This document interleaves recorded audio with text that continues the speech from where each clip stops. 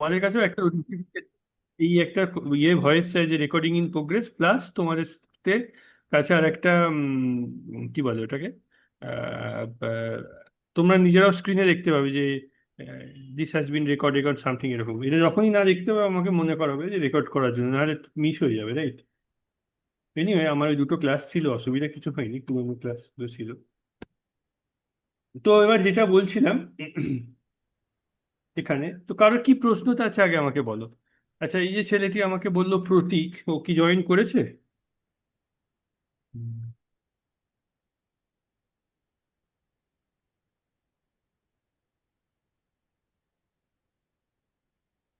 স্ক্রিনে দেখা যাচ্ছে না স্যার। কোশ্চেনটাই আমি বুঝে উঠতে, হ্যাঁ হ্যাঁ, আমি দেখতে স্ক্রিনে নিই না, আমি 1 মিনিট ওকে মেসেজও করি, কারণ কোশ্চেনটা আমি ঠিক বুঝতে পারলাম না, মানে ও কি বলতে চাইছে যে জল আর ফেনলের মধ্যে। আচ্ছা, আমি জাস্ট একবার করিয়ে দেবো, বাট কোশ্চেনটা থাকলে বেটার। কোথায় আছে?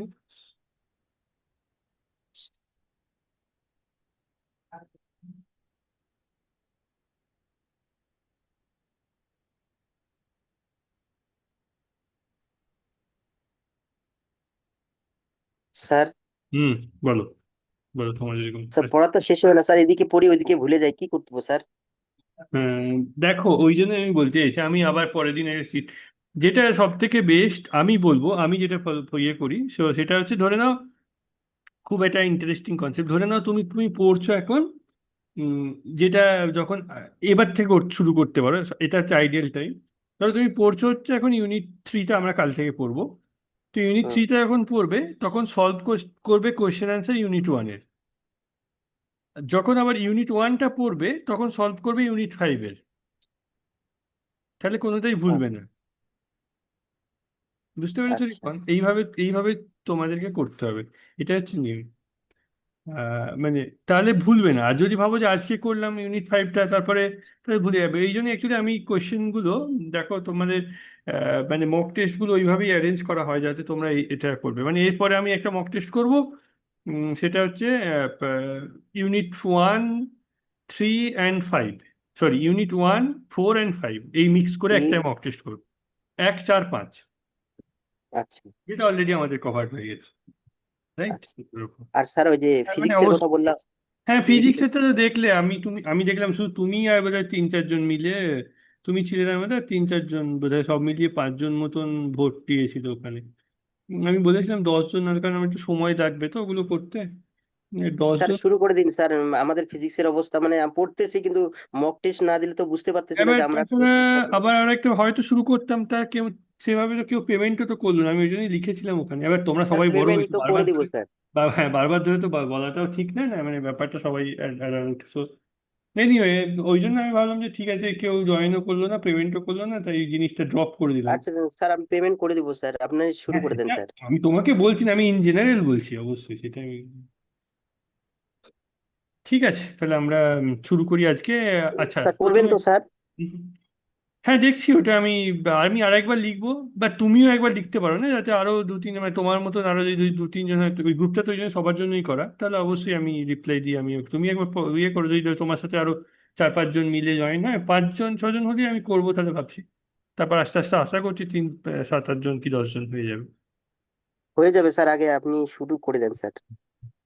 সময় তো নেই স্যার, ঠিক। সময় খুব সংকীর্ণ।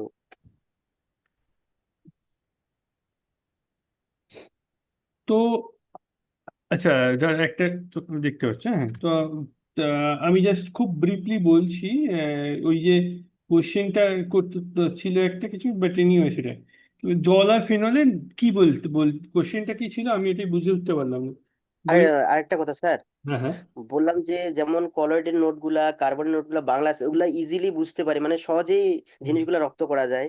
ইংলিশের না নোটটা যদি বাংলা হতো খুব ভালো হতো স্যার। হ্যাঁ, অ্যাকচুয়ালি করে ফেলে যদি এই মুহূর্তে, আর আমি যদি তোমাকে দিতে চাই বাংলায়, তো আর সেইভাবে এই মুহূর্তে করা যাবে না।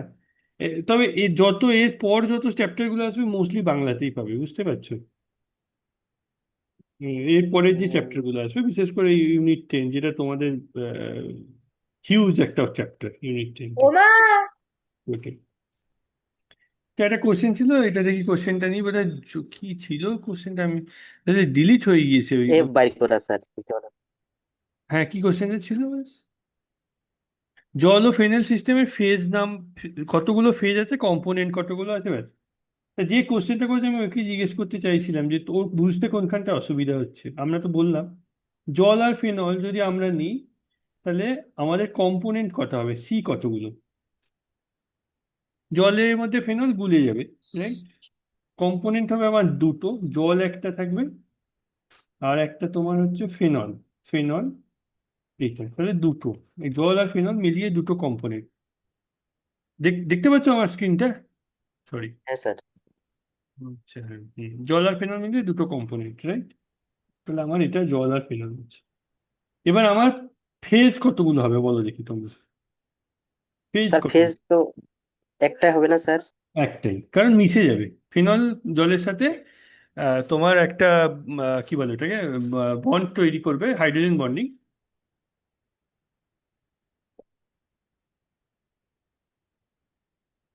দিয়ে তোমার একটাই ফেজ হবে। বোঝা গেল? হ্যাঁ স্যার। তাহলে সি তো আর মানে সি আমরা হবে। এনএসিএল কেসিএল প্লাস জলের যে উদাহরণ করেছিলাম, বা এনএসিএল প্লাস জল, সে সেমনি তো। আর তাহলে জল হলো, ফেনল হলো, ফেজ হচ্ছে একটা। তাহলে এফ ইকুয়াল টু আমি কি করি, C minus P plus two. তাহলে কম্পোনেন্ট কতগুলো আছে, দুটো, দুটো ফেজ হচ্ছে আমার একটা, প্লাস টু। প্লাস দুটো। তাহলে দুই এক আর তুমি তিন, টোটাল তিনটে, রাইট।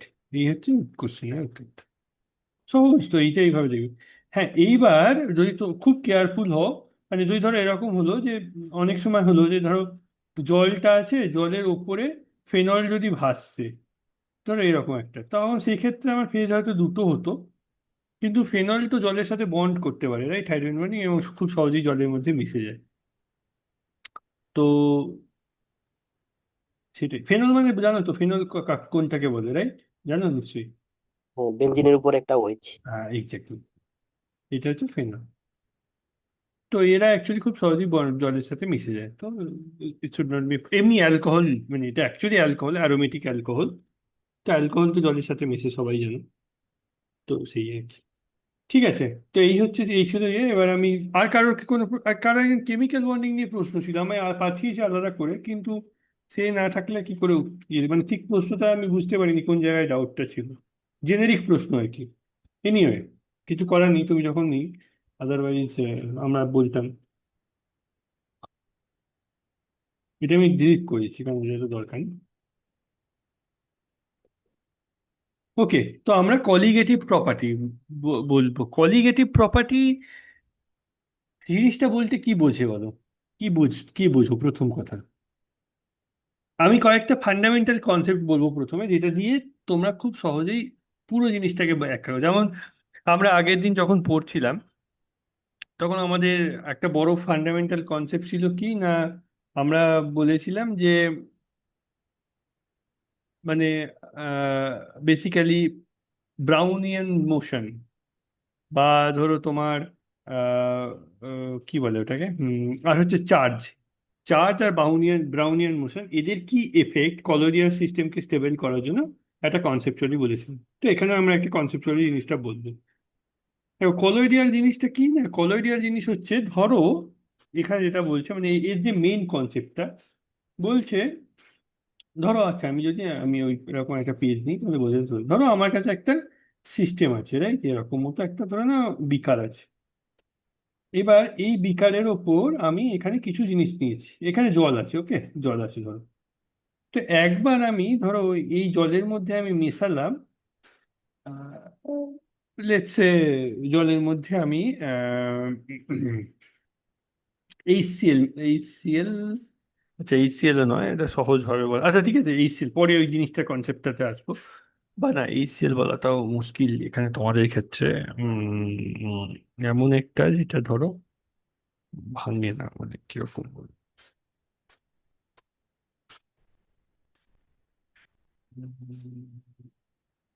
আচ্ছা ফেনল ধরে নাও, ফেনলই মেশানো, ঠিক আছে, আগেরটা ফেনল এক্সাম্পল, সে ফেনল, ফেনল মেশানো, ঠিক আছে। আর এটা একটা কেসে মেশালাম। আর একটা ধরে নাও বেনজিন মেশালাম। ধরো তুমি আমি বেনজিন মেশালাম, ঠিক আছে। ধরে নাও আমি এই ছবিটাই আঁকছি, বেনজিন মেশালাম, এই জায়গায় বেনজিন মেশালাম, একটা ফেনল মেশালাম। সহজভাবে যদি তুমি এটাকে এ বলো বা এটাকে বি বলো, দু রকম মেশালাম। একবার এটা মেশালাম, আর একবার ধরো এটা লাল কালার করছি তো আর একবার এইটাকে মেশালাম, দুবার মেশালাম। এইটা 1 মোল মিশিয়েছিলাম প্রথমে, তারপরে এটাকে আমি 1 মোল মেশালাম। রাইট? মানে কনসেপ্টটা হচ্ছে, যদি এমন কিছু প্রপার্টিজ আছে যে প্রপার্টিজ গুলো তুমি এটাকে 1 মোল যখন মেশাচ্ছ, সেই প্রপার্টিটা তোমার আহ, যা থাকবে, ধরে নাও আমি পার্শিয়াল প্রেশার মেজার করছি, পার্শিয়াল প্রেশার অফ সলভেন্ট ধরো মেজার করছি, ধরে নাও ওটা আমার ছিল 0.7 অ্যাটমসফিয়ার।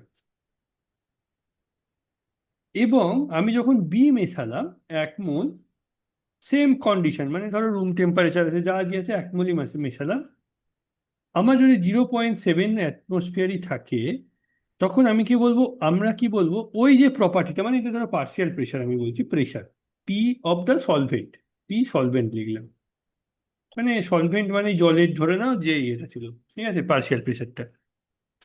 তো আমরা কি বলবো, যে এই প্রপার্টিটা এখন প্রপার্টি হিসেবে ধরো, যদি কোনো একটা এটাকে পিটাকে প্রপার্টি বলতে এটা যদি সমান থাকে, তখন আমরা বলবো যে জলে বা কোনো সলভেন্টের মধ্যে আমরা কি মেশাচ্ছি সেটা বড় কথা নয়, সলভেন্টের মধ্যে মিশে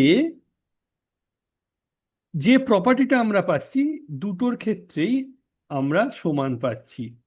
এবং সেইটা সমান হচ্ছে সলভেন্টে এর কনসেন্ট্রেশন, বেঞ্জিনের কনসেন্ট্রেশন, ধরে নাও বেঞ্জিনের কনসেন্ট্রেশন কি আছে, তো বেঞ্জিনের কনসেন্ট্রেশন আর তোমার ফেনলের কনসেন্ট্রেশন, এই দুটোর ওপরই ধরে নাও ডিপেন্ড করছে। যদি দুজনের কনসেন্ট্রেশন সেম হয়, প্রপার্টিটা আমরা সেম পাচ্ছি।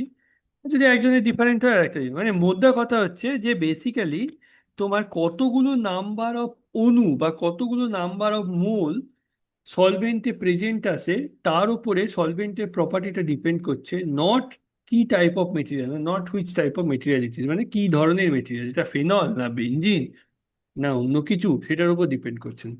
এই ধরনের প্রপার্টিগুলো হচ্ছে বলা হয় কোলোগেটিভ প্রপার্টি বা কলিগেটিভ প্রপার্টিজ। ওকে? তো এইটা হচ্ছে মেন কনসেপ্ট। তো এই জিনিসটা কটা হয়, মানে ক রকমের প্রপার্টি আছে যারা এই নাম্বার অফ, এইটাই যেটা আমি এইমাত্র বললাম, এটা এখানে লেখা আছে যে the colligative property depends upon the number of the particles of the solute in the solution. মানে সলিউট মানে যেটা তুমি মেশাচ্ছ, তার কতগুলো নাম্বার অফ পার্টিকেল তার উপর ডিপেন্ড করে। রাইট? এটা ক রকমের হয় না, একটা হচ্ছে ভেপার প্রেশার, ঠিক আছে, বয়েলিং পয়েন্ট ধরো, ফ্রিজিং পয়েন্ট, মানে অ্যাকচুয়ালি ওইভাবে বলাটা হয়তো ঠিক নয়, আমাদের বলা উচিত যে relative lowering of boiling vapour pressure, মানে যে পার্শিয়াল প্রেশার বলো বা ভেপার প্রেশার, মানে যে বাষ্পের জন্য যে তোমার চাপটা হয়, ভেপার প্রেশারটা রিলেটিভ লোয়ারিং বা বয়েলিং পয়েন্টের যে চেঞ্জ, এলিভেশন মানে বৃদ্ধি পাওয়া, বা ডিপ্রেশন অফ ফ্রিজিং পয়েন্ট মানে ফ্রিজিং পয়েন্ট যা ছিল, মানে যেটা হচ্ছে কি তোমার যে পয়েন্টে ফ্রিজ করতো সেই পয়েন্টটার যে কমে যাওয়া, মানে ফ্রিজিং পয়েন্ট ধরে নাও আমার 0 ডিগ্রি ছিল জলের ক্ষেত্রে, তুমি নুন মেশালে তাহলে ফ্রিজিং পয়েন্টটা কমে যাবে। রাইট? মানে -3 ডিগ্রি হয়ে যাবে, মানে 0 ডিগ্রিতে তুমি জমাতে পারছে, এখন -3 ডিগ্রিতে জমাতে পারছে, ফর এক্সাম্পল আমি বললাম। আর একটা হচ্ছে অসমোটিক প্রেশার। এই এতগুলো জিনিস আছে, 4টে জিনিস, বেশি নয়, 4টে জিনিস হচ্ছে, এরা হচ্ছে কোলোগেটিভ প্রপার্টি। মানে মোদ্দা কথা, ভেপার প্রেশার তুমি যতগুলো নাম্বার অফ সলিউট মলিকিউল তোমার সলভেন্টে প্রেজেন্ট থাকবে সেটার উপর ডিপেন্ড করবে। এই বয়েলিং পয়েন্ট আর ফ্রিজিং পয়েন্ট অ্যাকচুয়ালি ওর উপরই নির্ভরশীল, আর অসমোটিক প্রেশারটাও হচ্ছে সেটাই। এবার আমরা একটু এই যে 4টে পয়েন্ট বললাম, এগুলোকে একটু ভালো করে বোঝার চেষ্টা করি। এইখানে আমি জাস্ট তোমাদের একটু কনসেপ্টটা বোঝার চেষ্টা করবো, তোমাদের কিরকম স্যার কনসেপ্ট আছে। এই অসমোটিক প্রেশারটা একটু বলে দিবেন, বাকিগুলা মোটামুটি বোঝা গেছে। অসমোটিক প্রেশার এর সংজ্ঞাটা আমি বলবো। অসমোসিস মানে হচ্ছে, অসমোসিসের বাংলাটা অভিস্রাবণ। হ্যাঁ, ব্যাপন হচ্ছে তোমার ডিফিউশন, অসমোসিস হচ্ছে অভিস্রাবণ। তো অসমোসিস বা অভিস্রাবণ কাকে বলে বলি দিই, যখন বলছো, মানে ধরে রাখো, ধরো তোমার এরকম একটা, মানে যেটা মেন সংজ্ঞা দেওয়া আছে, ধরো তোমার এরকম একটা পাত্র আছে, তুমি এখানে একটা আলাদা করে রেখেছো, এটা একটা, ধরে নাও তোমার ফিল্টার পেপার, মানে বা ধরে নাও এটা একটা তোমার আলাদা করার জন্য ধরো তুমি ফিল্টার পেপারে রেখেছো, বা কোনো একটা কাগজ দিয়ে তুমি আলাদা করে রেখেছো, বা কিছু একটা ফিল্টার দিয়ে আলাদা করে রেখেছো। এইদিকে আমার শুধু জল আছে, ধরো শুধু জল। আর এখানে আমি লিখেছি শরবত। শরবত মানে কি, মানে চিনি প্লাস জল আছে, ধরে নাও চিনি প্লাস জল, আর কিছু নেই। রাইট? এটা যত মিষ্টি হবে, মানে চিনির পরিমাণ যত বেশি হবে, তত বেটার অ্যাকচুয়ালি এক্সপেরিমেন্ট হবে, কারণ এখানে শুধু জল আছে, এখানে চিনি। তো অসমোসিস বা অভিস্রাবণ জিনিসটা কি, দেখতে পাবে যে জলটা অ্যাকচুয়ালি এই পর্দাটা অতিক্রম করে, মানে মানে এটাকে বলে সলভেন্ট, এই পর্দাটা অতিক্রম করে এখানে আসছে, এবং চেষ্টা করছে চিনির কনসেন্ট্রেশনটা মানে কমাতে, ডাইলিউট করতে, লঘু করতে। এই ঘটনাটাকে বলে অভিস্রাবণ বা অসমোসিস। স্যার এবার জল যাবে না চিনি দ্রবণটা যাবে স্যার? না, চিনি যাবে না, ওইটাই হচ্ছে ওই ব্যাপারটা।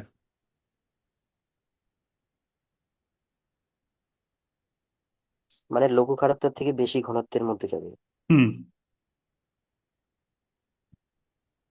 সলিউট, সলভেন্টে যাবে।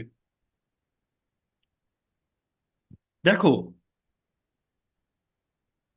ব্যাপারটা হচ্ছে, ধরে নাও তোমার কাছে দুটো জিনিস আছে, একটা, আচ্ছা এর সহজ যে উদাহরণটা, আহ, তোমরা দেখেছো এটা আর কি, এটা সবাই ইউজ, কিসমিসের মধ্যে এক্স্যাক্টলি জল এক্স্যাক্টলি প্রবেশ এটাই করাচ্ছে। বলতে চাইছিলাম, এক্স্যাক্টলি এটা তোমরা সবাই দেখেছো, যে ধরো একটা কিশমিশ রাখা হয়েছে, মানে কিশমিশ হয়তো এরকম টাইপের হয়, এর মধ্যে যদি জল দিয়ে রেখে দাও, তো মানে এই পুরোটা ধরো জল দেওয়া আছে, তো তুমি যদি আজকে রাত্রে ভিজিয়ে রাখো, কাল সকালে দেখবে ফুলে গেছে, হিসেব জলটা অনুযায়ী। প্রবেশ করছে। তাহলে কিশমিশের ভিতরে যে বস্তুগুলো ছিল সেগুলো বেরিয়ে জলে চলে আসা উচিত ছিল, তাই তো, হঠাৎ হয় না?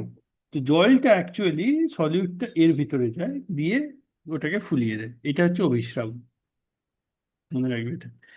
তো মানে কনসেপ্টটা হচ্ছে এইরকম, যে ধরো তোমাকে সবাই যেটা লক্ষ্য করে, করার চেষ্টা করে, সেটা হচ্ছে তোমার কাছে দুটো সলিউশন আছে, ধরে নাও এইটা এরকম, একটা হচ্ছে এ আর একটা হচ্ছে বি। এর ধরো কনসেন্ট্রেশন হচ্ছে 0.5, আর এর ধরো 0.1, এরকম যদি হয়, তো তুমি যদি শুধু মেশাও, শুধু যখন মেশাও, তখন যে প্রক্রিয়াটা হয় তার নাম হচ্ছে ব্যাপন, বা ধরো কোনো কিছু দিলে না, তুমি জাস্ট মিশিয়ে দি, মানে এটা আর কি, মেশানো। তখন হয় কি, তখন ঘন থেকে, কিছু গোলমাল হলো নাকি,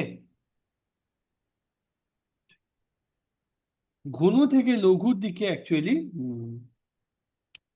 তখন তোমার সলিউট পার্টিকেল গুলো যাবে, মানে এই যে তুমি যেটা বললে যে চিনি, মানে ধরে নাও আমার এখানে যদি ধরো চিনি থাকে, মানে ব্যাপনে যেটা হতো, ধরো এখানে চিনি আছে আর জল আছে, আর এখানে শুধু জল আছে, তাহলে এখান থেকে চিনিটা এই দিকে যেত, চিনিটা, নট জল। কিন্তু ব্যাপনে, এই অভিস্রাবনে বা অসমোসিসে ঠিক তার উল্টোটা হয়, মানে আলটিমেটলি দুটো প্রসেসেই জিনিসটা সেম হচ্ছে, কি হচ্ছে, আইদার চিনি জল থেকে চিনি যদি এদিকে যায়, এটা তাহলে ডাইলিউট হচ্ছে, মানে এটা লঘু হচ্ছে হচ্ছে, হুম। অথবা উল্টো যদি করো, এইদিকে তুমি যদি জল ঢালো, তাহলে এটাকে তুমি আবার লঘু করছো। দুটো প্রসেসটাই একই, একই প্রসেস, একই জন্য ইংলিশের জন্য হচ্ছে। বুঝে গেল? হুম। এবার আমি তোমাদের অন্য একটা কনসেপ্ট জানতে চাইছি, ঠিক আছে? এবার অসমোটিক প্রেশার কি না, এই যে অসমোসিসটা, মানে এই যে অভিস্রাবণটা হচ্ছে, ধরো এটা তুমি একটা বদ্ধ পাত্রে বা কোনো একটা ভাবে করছো, এর ওপরে তুমি এটা প্রেসার দিলে, এমন একটা প্রেসার দিলে যে যার জন্য অভিস্রাবণ প্রক্রিয়াটাই তুমি বন্ধ করে দিলে, সেই প্রেসারটাকে বলা হয় অসমোটিক প্রেশার। বোঝা গেল? হুম। এবার আমি ওইটা যাওয়ার আগে আমি যেটা বলতে যাচ্ছি সেটা হচ্ছে, ধরো এই কনসেপ্টটা আমি তোমার কাছে জানতে চাইছি, তোমাদের কাছে, তোমার এরকম একটা পাত্র আছে তোমার কাছে, তোমার কাছে জল আছে, ধরে নাও জল, কারণ জল দিয়ে বোঝা যায় সব থেকে, জল একটা খুব বিউটিফুল এক্সাম্পল সব কিছুর ক্ষেত্রে। তুমি যদি ফোটাও, ঠিক আছে, তুমি ধরো জলকে ফোটাচ্ছ, কোন কন্ডিশনে ফুটবে বলতে পারবে? জলটা কোন কন্ডিশনে ফুটবে? যখন টেম্পারেচার 100 ডিগ্রি সেলসিয়াস হবে আহ হ্যাঁ, তাপটা। স্যার যখন এটা হয়তো, যখন বাষ্পচাপ, হ্যাঁ হ্যাঁ, স্যার জলের ওপরে যখন বাষ্পচাপটা অ্যাটমসফিয়ারের সমান হবে তারপর থেকে ফুটতে শুরু করবে। একদম, ভেরি গুড পয়েন্ট, এটাই আমি বলতে চাইছিলাম।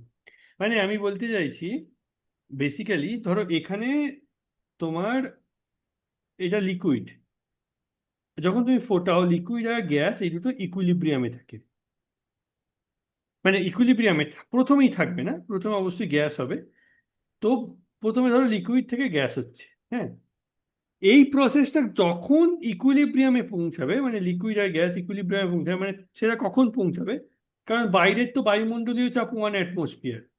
তাহলে এর ওপরে যদি গ্যাসটা, এর ওপরে যে এই যে পার্ট পোর্শনটা আছে, এর ওপরে গ্যাসটা, বাষ্পটা যদি 1 অ্যাটমসফিয়ারে পৌঁছায়, তখনই এই দুজন, তখনই আর লিকুইড থেকে কেউ গ্যাস হবে না, রাইট? তাহলে তখন তোমার একটা ইকুইলিব্রিয়ামে পৌঁছাবে, লিকুইড অ্যান্ড গ্যাস ইকুইলিব্রিয়াম হচ্ছে এইটা।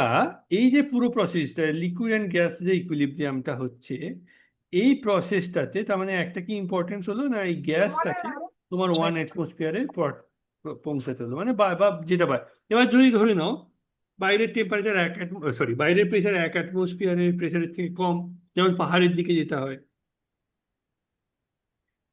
তো সেখানে সেটা যে ব্যাপারগুলো আছে, তো সেখানে তোমার ওই ওই ইকুইলিব্রিয়ামে বা ওই অ্যাটমসফিয়ারিক প্রেশারটাতে পৌঁছাতে হবে। তবে তোমার কিন্তু জল ফুটতে শুরু করবে, তবেই তোমার হচ্ছে জলটা ইয়েস, তখনই তোমার জলটা ফুটতে শুরু করবে। ওকে, বোঝা গেল? এইবার ব্যাপারটা হয় কি, মানে এই পুরো কলিগেটিভ ইয়ের যে প্রবলেমটা, সেটা আমি বলছি। ধরো ধরো পিওর জলের জন্য এটা 1 অ্যাটমসফিয়ারে যাওয়ার কথা ছিল, রাইট? এবার জলের মধ্যে তুমি ধরে নাও, জলের সঙ্গে তুমি কিছু একটা মিশিয়ে দিয়েছো, সলিউট, কোন একটা সলিউট মলিকিউল মিশিয়ে দিয়েছো, যা কিছু একটা ধরে নাও, ফেনল বা বেঞ্জিনই মিশিয়েছো ধরে নাও, যদিও বেঞ্জিন জলের সাথে মেশে না, ক্লাসটা ভালো দুটো আলাদা প্রপার্টি, বা ধরে নাও ফেনল মিশিয়ে দিয়েছো। এবার আমরা প্রাইমারিলি এখন ধরবো যে তুমি জলের সঙ্গে যেটা মিশিয়েছো, সেটা তোমার বাষ্প হতে পারে না। ওকে, সেটা বাষ্প হতে পারে না। এই রকম কন্ডিশনে শুধু, তার মানে এরকম কন্ডিশনে ওপরের যে প্রেশার যেটা থাকছে, সেই প্রেশারটা only coming from water, only coming from the water, not from solute, মানে যে যেটা তুমি মিশিয়েছো সেটার থেকে আসছে না।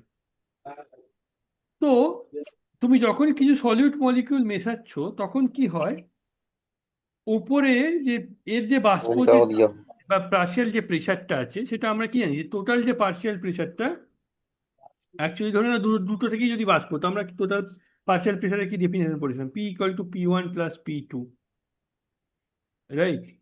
এবার আমার P2টা কিছু নেই, আমি ধরলাম, কারণ এই ধরো তোমার বাষ্প হতে পারে না, যে সলিউটটা মিশিয়েছে।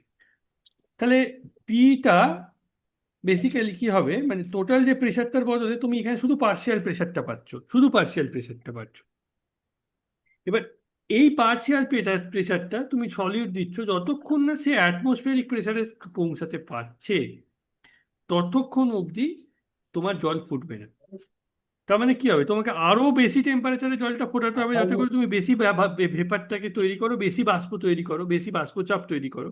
সেই জন্য তোমার এইটা হচ্ছে একটা ওয়ান অফ দ্য কারণ, সেটা হচ্ছে যে কি না, relative lowering of vapour pressure, relative lowering of vapour pressure, যেটা আমি বললাম এইটা সেটাই। কারণ তার মানে আলটিমেটলি যেটা বলতে চাইছিলাম, যে পিওর সলভেন্টের যা ভেপার প্রেশার হবে, তার থেকে তুমি যখনই কিছু সলিউট মিক্স করে দেবে, তার ভেপার প্রেশারটা সবসময় কম হবে। এইবার এখানে আমরা একটা, তোমরা বলতে পারবে যে রাউল্টের সূত্রটা তোমরা মনে আছে তোমাদের, যেটা আমরা আগের দিন করেছিলাম? আচ্ছা, রাউল্টের সূত্রটা আমরা পরে আসবো। তোমরা এই আহ, আচ্ছা, রাউল্টের সূত্রটা অ্যাকচুয়ালি তো আমরা আগের দিন বললাম, রাইট? আচ্ছা, এনিওয়ে, বাট যদি না ইয়ে থাকে, মানে রাউল্ট যে সূত্রটা বলে গেছে, সেটা হচ্ছে এইটা, যে রাউল্টের সূত্র অনুসারে, আমি এটা পরে দেখছি, যে আইডিয়াল কোনো সলিউশনে P1 = P0 × x1, মানে ধরো again আমি যদি আচ্ছা এইটা, আচ্ছা এইটা, কারণ আমি যেটা বলছিলাম, যে ধরো আমার P1টা হচ্ছে আহ, এখন বাষ্পের প্রেশার, আর P0 এটা অ্যাকচুয়ালি যদি উইদাউট কোনো সলিউট থাকে, সেই অবস্থায় যা বাষ্পের প্রেশার, সেটা ইন্টু x1, এই x1টা হচ্ছে সলভেন্টটার এখন মোল ফ্র্যাকশন কত, এইটা কিন্তু সলভেন্ট, মনে রাখবে। এটা সলভেন্টের মোল ফ্র্যাকশনটা কত তার সঙ্গে তোমার পিওর সলভেন্টের যে প্রেশারটা মানে ওই যে মানে মেন যে প্রেশারটা ওটাকে গুণ করলে যেটা পাবে সেটা হচ্ছে partial pressure of of that solvent. বোঝা গেল? হুম।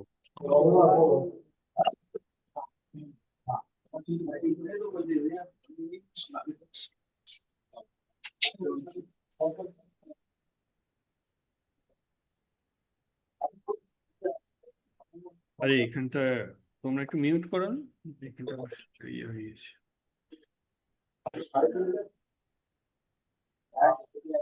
ঠিক আছে। কৃষ্ণকমল বর্মন, হুম।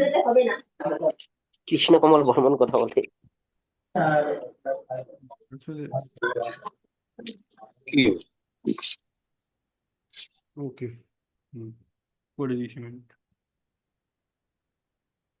হ্যাঁ, তো যেটা বলছিলাম সেটা হচ্ছে তোমার এই যে তাহলে P1টা হচ্ছে P0 × x1 হয়।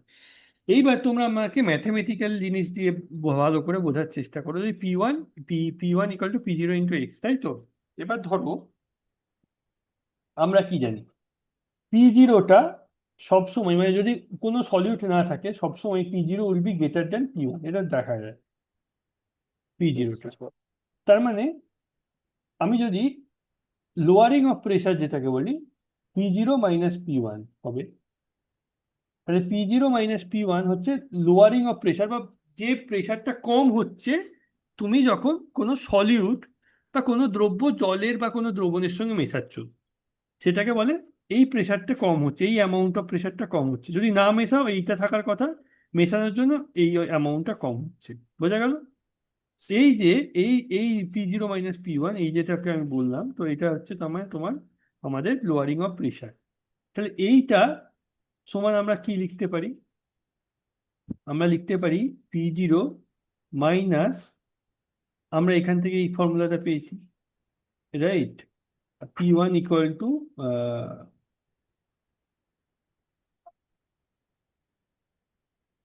P0 × x, right?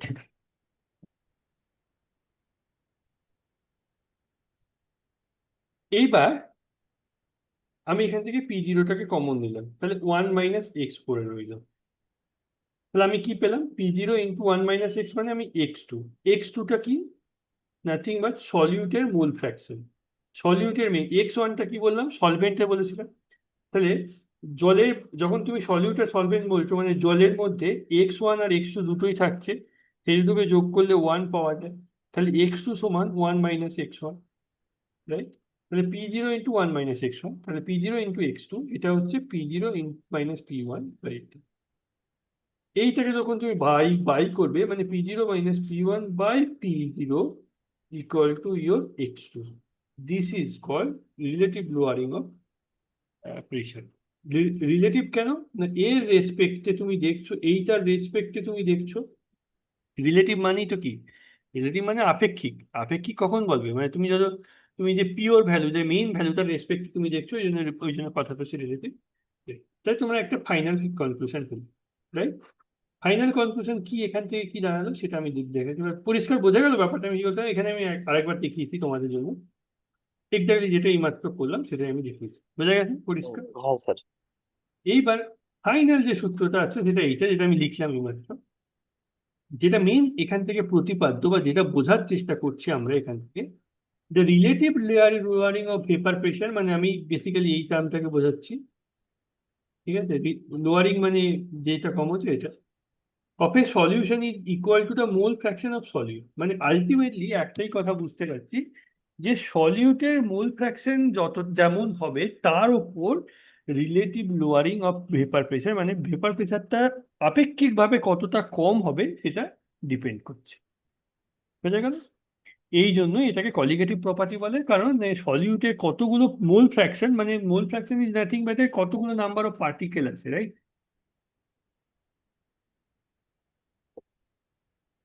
তার উপর ডিপেন্ড করছে। এই যে অ্যাবাভ স্টেটমেন্টটাকে আবার রাউল্টের স্টেটমেন্ট রাউল্টের ল বলে, মানে আমরা এটা ওই জন্য আমি বললাম এটাকে প্রথমটাও ঠিক আছে, এইটাও একটা রাউল্টের ল P0, বাট এটা একদম একদম সিম্পল না। এই দুটো হচ্ছে রাউলটের ল। তাহলে তোমরা বললে রাউলটের ল কি কি? এই দুটো, বেসিক্যালি দুটো জিনিস, এইটা আর এটা। তাহলে পরিষ্কারভাবে বোঝা গেল যে জলের সঙ্গে যখন বা কোনো দ্রব্য, আমি জল দিয়ে বোঝাচ্ছি বোঝানোর সুবিধার জন্য, জলের সঙ্গে যখনই তুমি কোনো জিনিস মেশাচ্ছ, জলের ওপরে ভেপার প্রেশার বা জলের যে বাষ্প চাপ, যেটা জলের যে বাষ্পের চাপ, বাষ্প চাপটা যেটা যদি পিওর জল থাকতো তার যা হওয়ার কথা ছিল তার থেকে সবসময় কম হয়। এবং সেই কমটা কেন হয় না, সলিউট তুমি মিক্স করছো তার জন্য। এই সলিউটটা কি তার উপর ডিপেন্ড করে না, কিন্তু সলিউটের নাম্বার অফ পার্টিকেল জলে কতগুলো আছে তার উপর ডিপেন্ড করে, সেই নাম্বারের উপর ডিপেন্ড করে। পরিষ্কার? এবার সেম কনসেপ্ট দিয়ে আমরা বয়েলিং পয়েন্টটা বোঝার চেষ্টা করব, যেটা আমরা এই মুহূর্তে একদম প্রথমেই বলে দিলাম। বেসিক্যালি হয় কি, তাহলে আমরা কি বুঝলাম, যে জলের মধ্যে যদি তুমি, আমি এগেন জল দিয়ে বলছি মানে বোঝানোর সুবিধা নেই, জলের মধ্যে যখনই তুমি কোনো দ্রব্য দিচ্ছ তাহলে আলটিমেটলি বাষ্পচাপটা কমে যাচ্ছে ওই সলিউটের জন্য। এবার তোমরা জানো যে জলকে ফুটতে হলে জলের যে উপরের বাষ্পচাপ সেটাকে 1 অ্যাটমসফিয়ারে পৌঁছাতে হবে, যেটা এইমাত্র ব্যাখ্যা করছিলাম বা আমরা এক্সপ্লেন করছিলাম বা তোমার এই আরেকজন বললে। তাহলে পিওর যে জলের যে যে তোমার বাষ্পচাপ সেটা 1 অ্যাটমসফিয়ার হওয়ার কথা। মানে ধরো, যেটা বলতে চাইছি এখান থেকে আবার বোঝানোর চেষ্টা করি, যে ধরো তোমার আহ, শুধু যদি জল থাকে, আমি শুধু শুধু জলটাকে ফোটানোর চেষ্টা করছি, কি রে, মুছ হুম,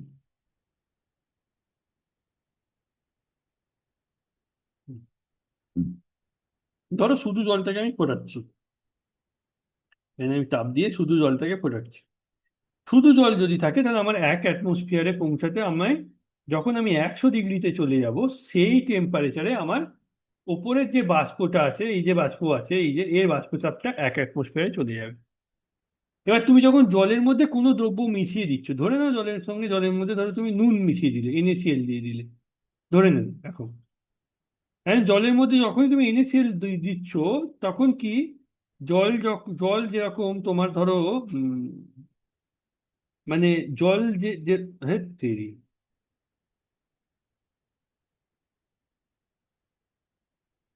হ্যাঁ, তো জলের মধ্যে ধরো তুমি নুন দিচ্ছ, ঠিক আছে, নুন প্লাস জল করলে এখানে, তো এবার জলের মধ্যে যখনই তুমি নুন দিচ্ছ, তাহলে জলের যা বাষ্প 100 ডিগ্রিতে যা বাষ্প চাপ হওয়ার, শুধু জলের যা হওয়ার কথা ছিল তা হবে কি? বলো, ভেবে বলো। স্যার কম হবে, নুন দিলে, জলেতে নুন দিলে বাষ্পচাপটা কমে যাবে। এবার যদি তুমি যদি পটাশিয়াম ক্লোরাইড দাও কি হতো?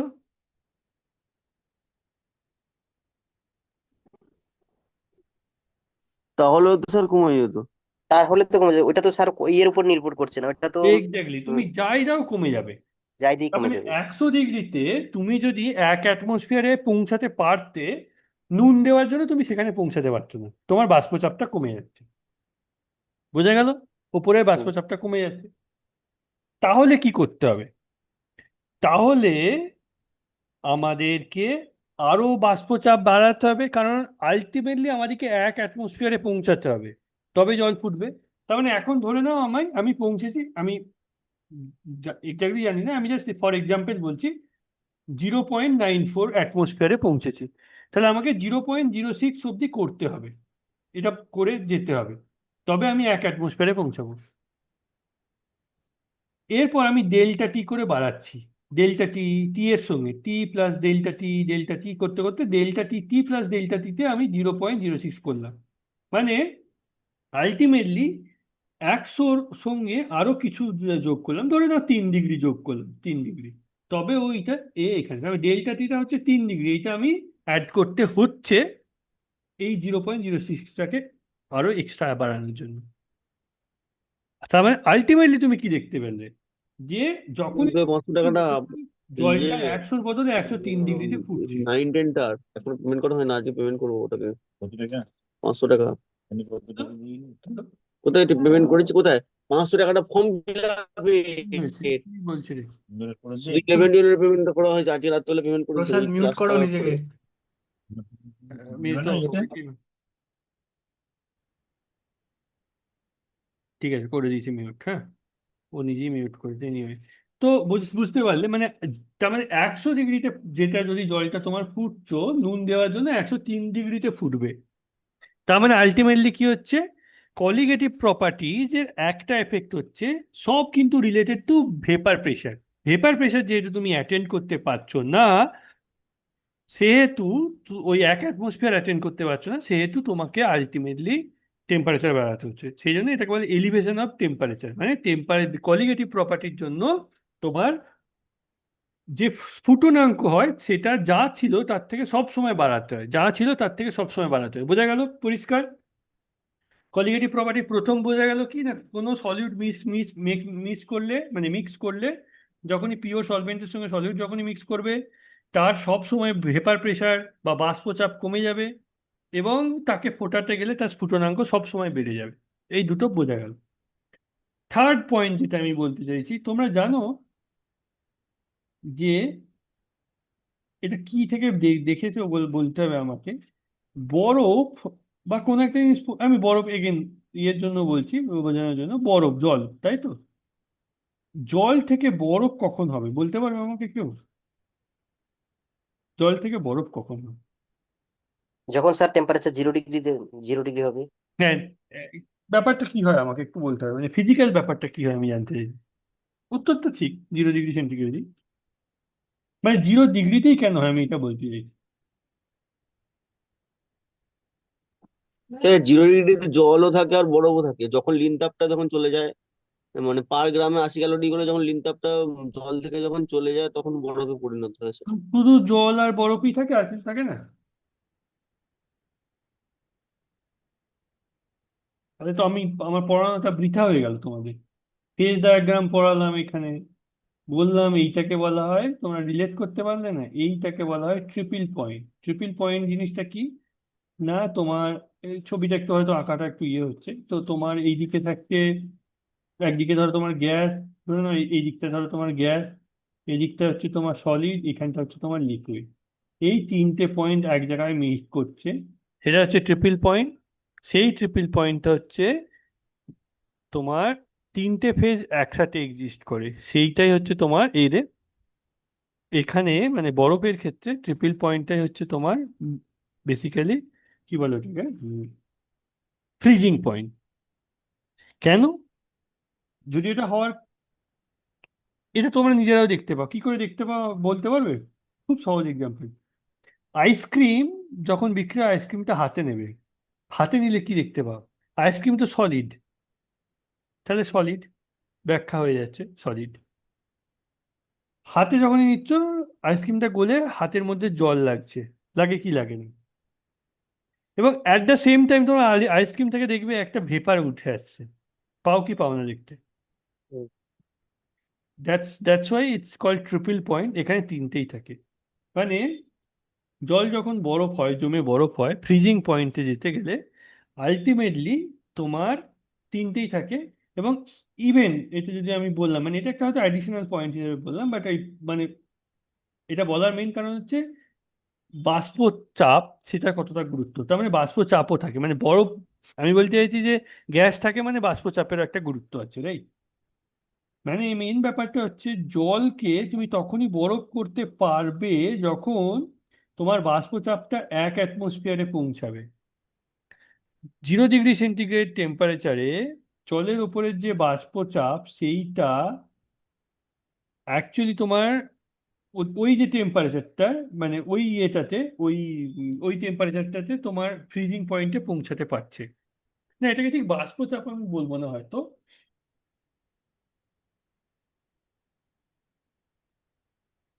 হ্যাঁ বাষ্পচাপই বলবো, সরি সরি, বাষ্পচাপই বলবো, ঠিক একদম। মানে মোদ্দা কথা হচ্ছে 1 অ্যাটমসফিয়ার টেম্পারেচার, তোমাকে মনে রাখতে হবে যে বায়ু, মানে পারিপার্শ্বিক বাষ্পীয় চাপে তুমি জলকে যখন ফ্রিজ করে বরফ করছো, সেই সময় 0 ডিগ্রি সেন্টিগ্রেডে তোমার লিকুইড থেকে সলিডটা হয়ে যাচ্ছে, তাই তো?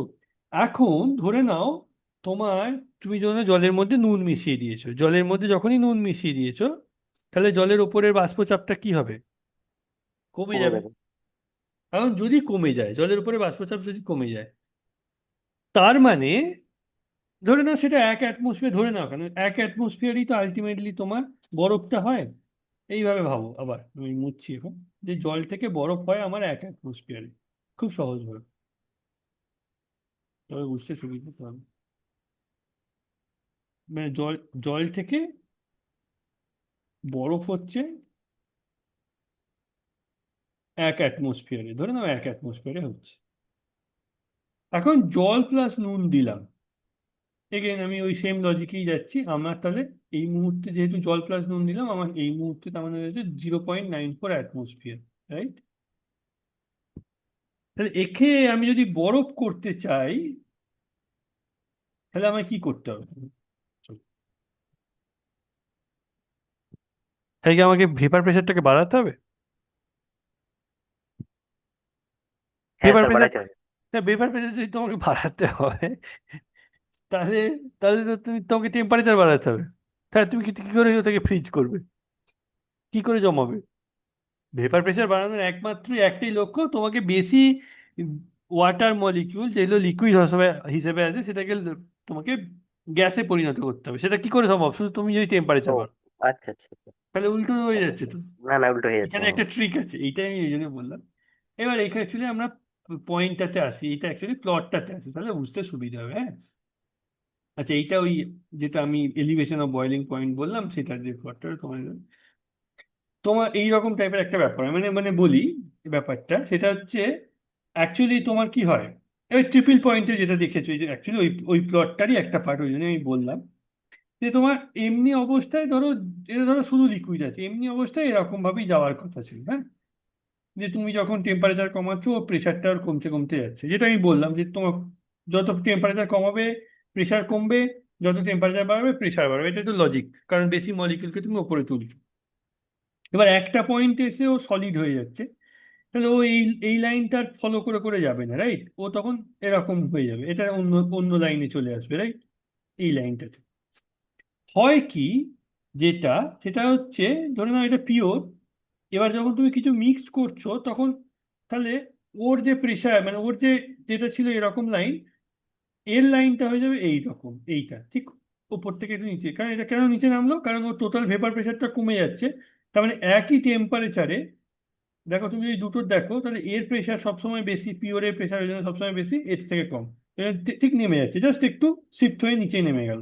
তাহলে এই লাইনটা ফলো করলো যখন তুমি মিল মিক্স করছো, দেখ এ যখন এইটাকে ক্রস করবে, তাহলে এ এ এই লাইনটা কিসের, এটা হচ্ছে সলিডের জন্য আসছে। মনে রাখবে এই লাইনটা আসছে সলিডের জন্য, তাই এই লাইনটা সলিডের জন্য আসছে। এ যখন একে ক্রস করবে সেটাই হচ্ছে ফেজ, তাহলে তোমার সেটা লিকুইড থেকে সলিড হবে। আর এ যখন তার মানে এটাকে ক্রস করবে তখন, এবার তুমি যদি ওই পয়েন্টটা দেখো এ এখানে করছে তো, তাহলে আলটিমেটলি এই দিক বরাবর টি বাড়ছে আর এই দিক বরাবর টি কমছে, তাহলে আলটিমেটলি এইটার থেকে এইটা কমে যাচ্ছে, তার মানে এখান থেকে এখানে আসছে। তার মানে তোমাকে টেম্পারেচারটা কমাতে হবে। মানে যখন তুমি নুন জল দেবে, যদি তুমি 0 ডিগ্রিতে করতে চাও সেটা আর হবে না, টেম্পারেচারটা -3 হয়ে গেল ধরুন।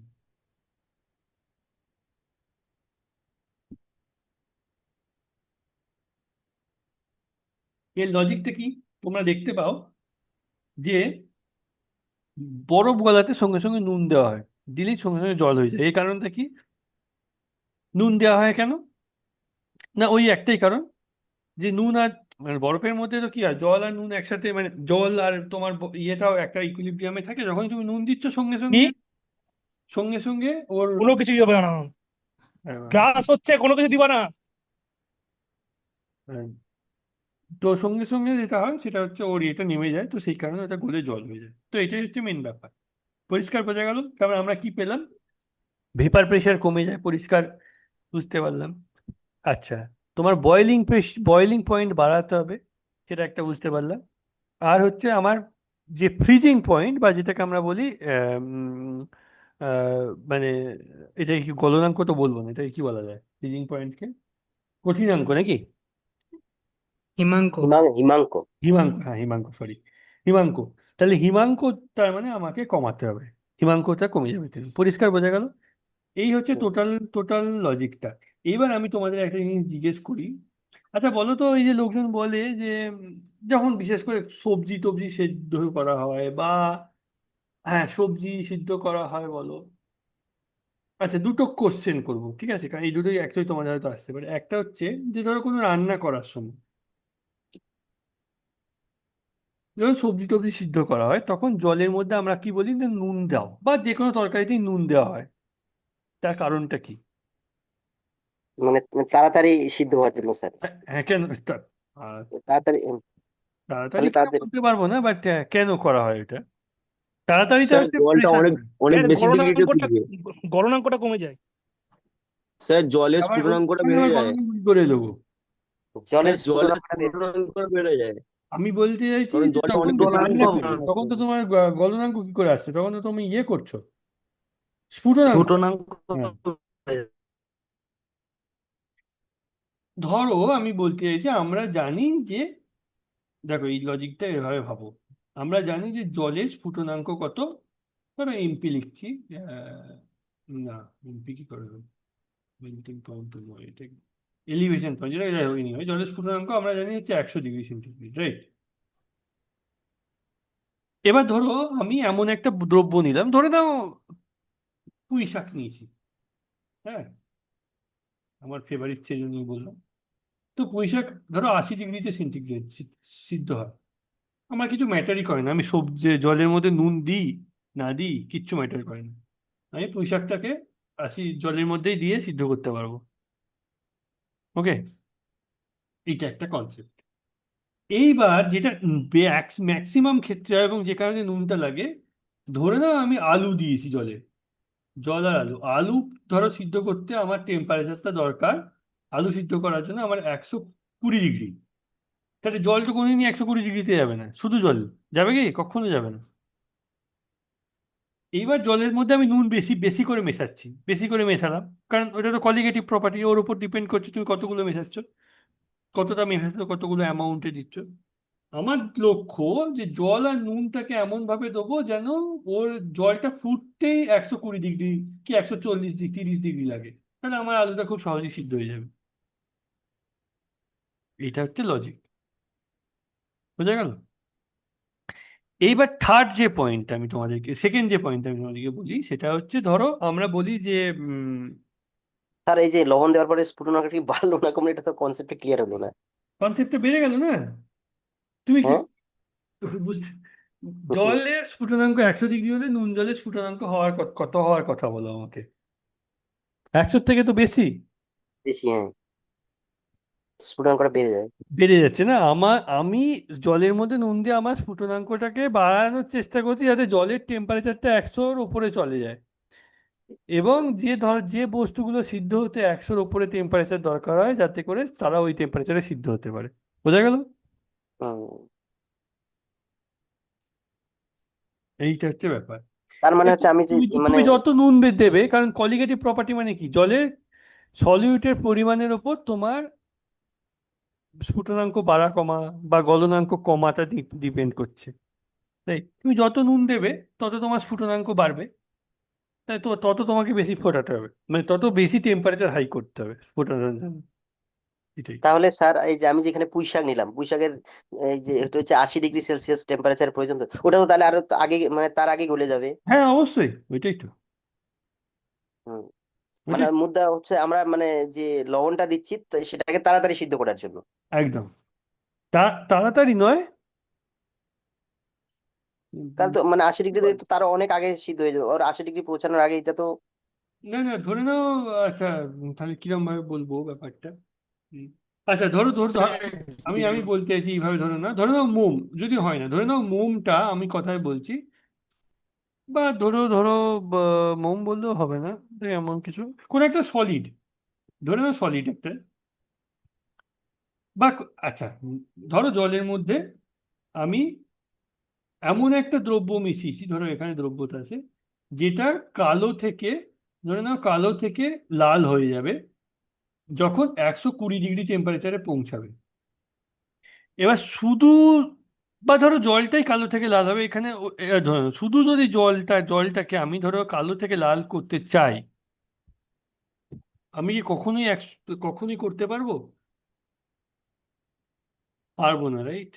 কারণ 120 ডিগ্রিতে তো আমি কখনোই যেতে পারবো না, তার আগেই তো জল ফুটে বাষ্প হয়ে বেরিয়ে চলে যাবে।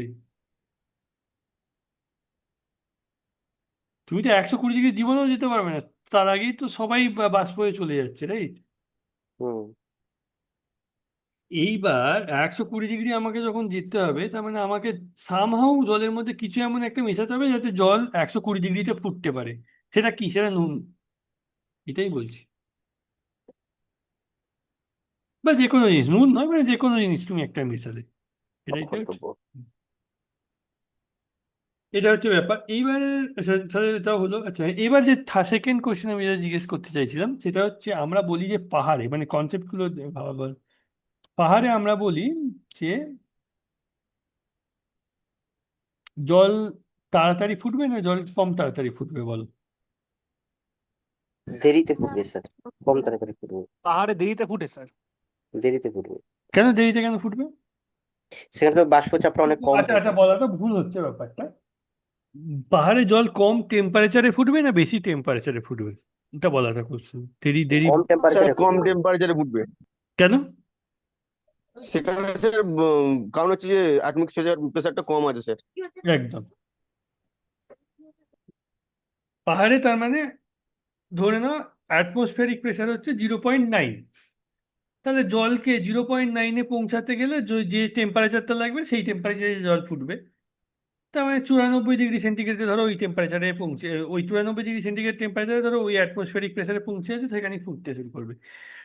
এবার আমার কোশ্চেন হচ্ছে পাহাড়ে ওই জন্য কেন রান্না করার জন্য প্রেসার কুকার ইউজ করতে হয়?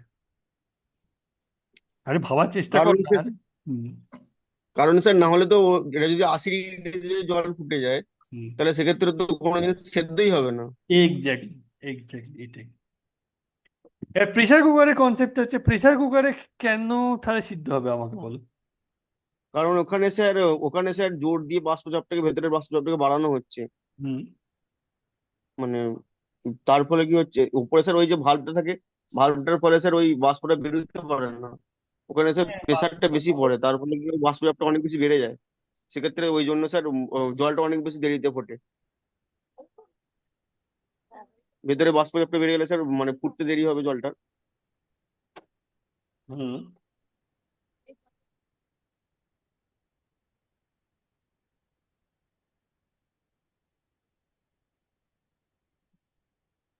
স্যার এখানে যেমন বাইরে যেমন অ্যাটমসফিয়ারিক প্রেসারের সাথে হচ্ছে ব্যাপারটা, ওখানে প্রেসার কুকারের ভেতরেই বাষ্পচাপের সাথেই ওই ব্যাপারটা হয়ে যাচ্ছে। ঠিক আছে বলছো। ঠিক আছে। তুমি যেগুলো বলছো পয়েন্টগুলো ঠিকই, আমি একটাও ভুল বলছি না। তুমি এক্স্যাক্টলি লজিকটা ঠিক বলতে পারলে না যে আমি বলতে চাইছি যে প্রেসার কুকারে যখন তুমি ফোটাচ্ছ, বাষ্পচাপ তো বাড়ছে, তাহলে আহ, স্যার বাষ্প চাপ বাড়লে তো মনে হয় টেম্পারেচারও বাইরে যাবে। বাষ্পচাপ বাড়লে টেম্পারেচারটা বাড়বে কি? বাষ্পচাপটা বাড়লে স্যার জলটা ফুটতে তো দেরি হবে, টেম্পারেচারটা স্যার জলে বেশি স্ফুটনাঙ্কটা বেশি টেম্পারেচারে হয় ফুটবে। প্রেসার কুকারের মধ্যে, স্ফুটনাঙ্কটা বেশি হয়। হ্যাঁ, তো ওটাই তো বলছি। ঠিকই।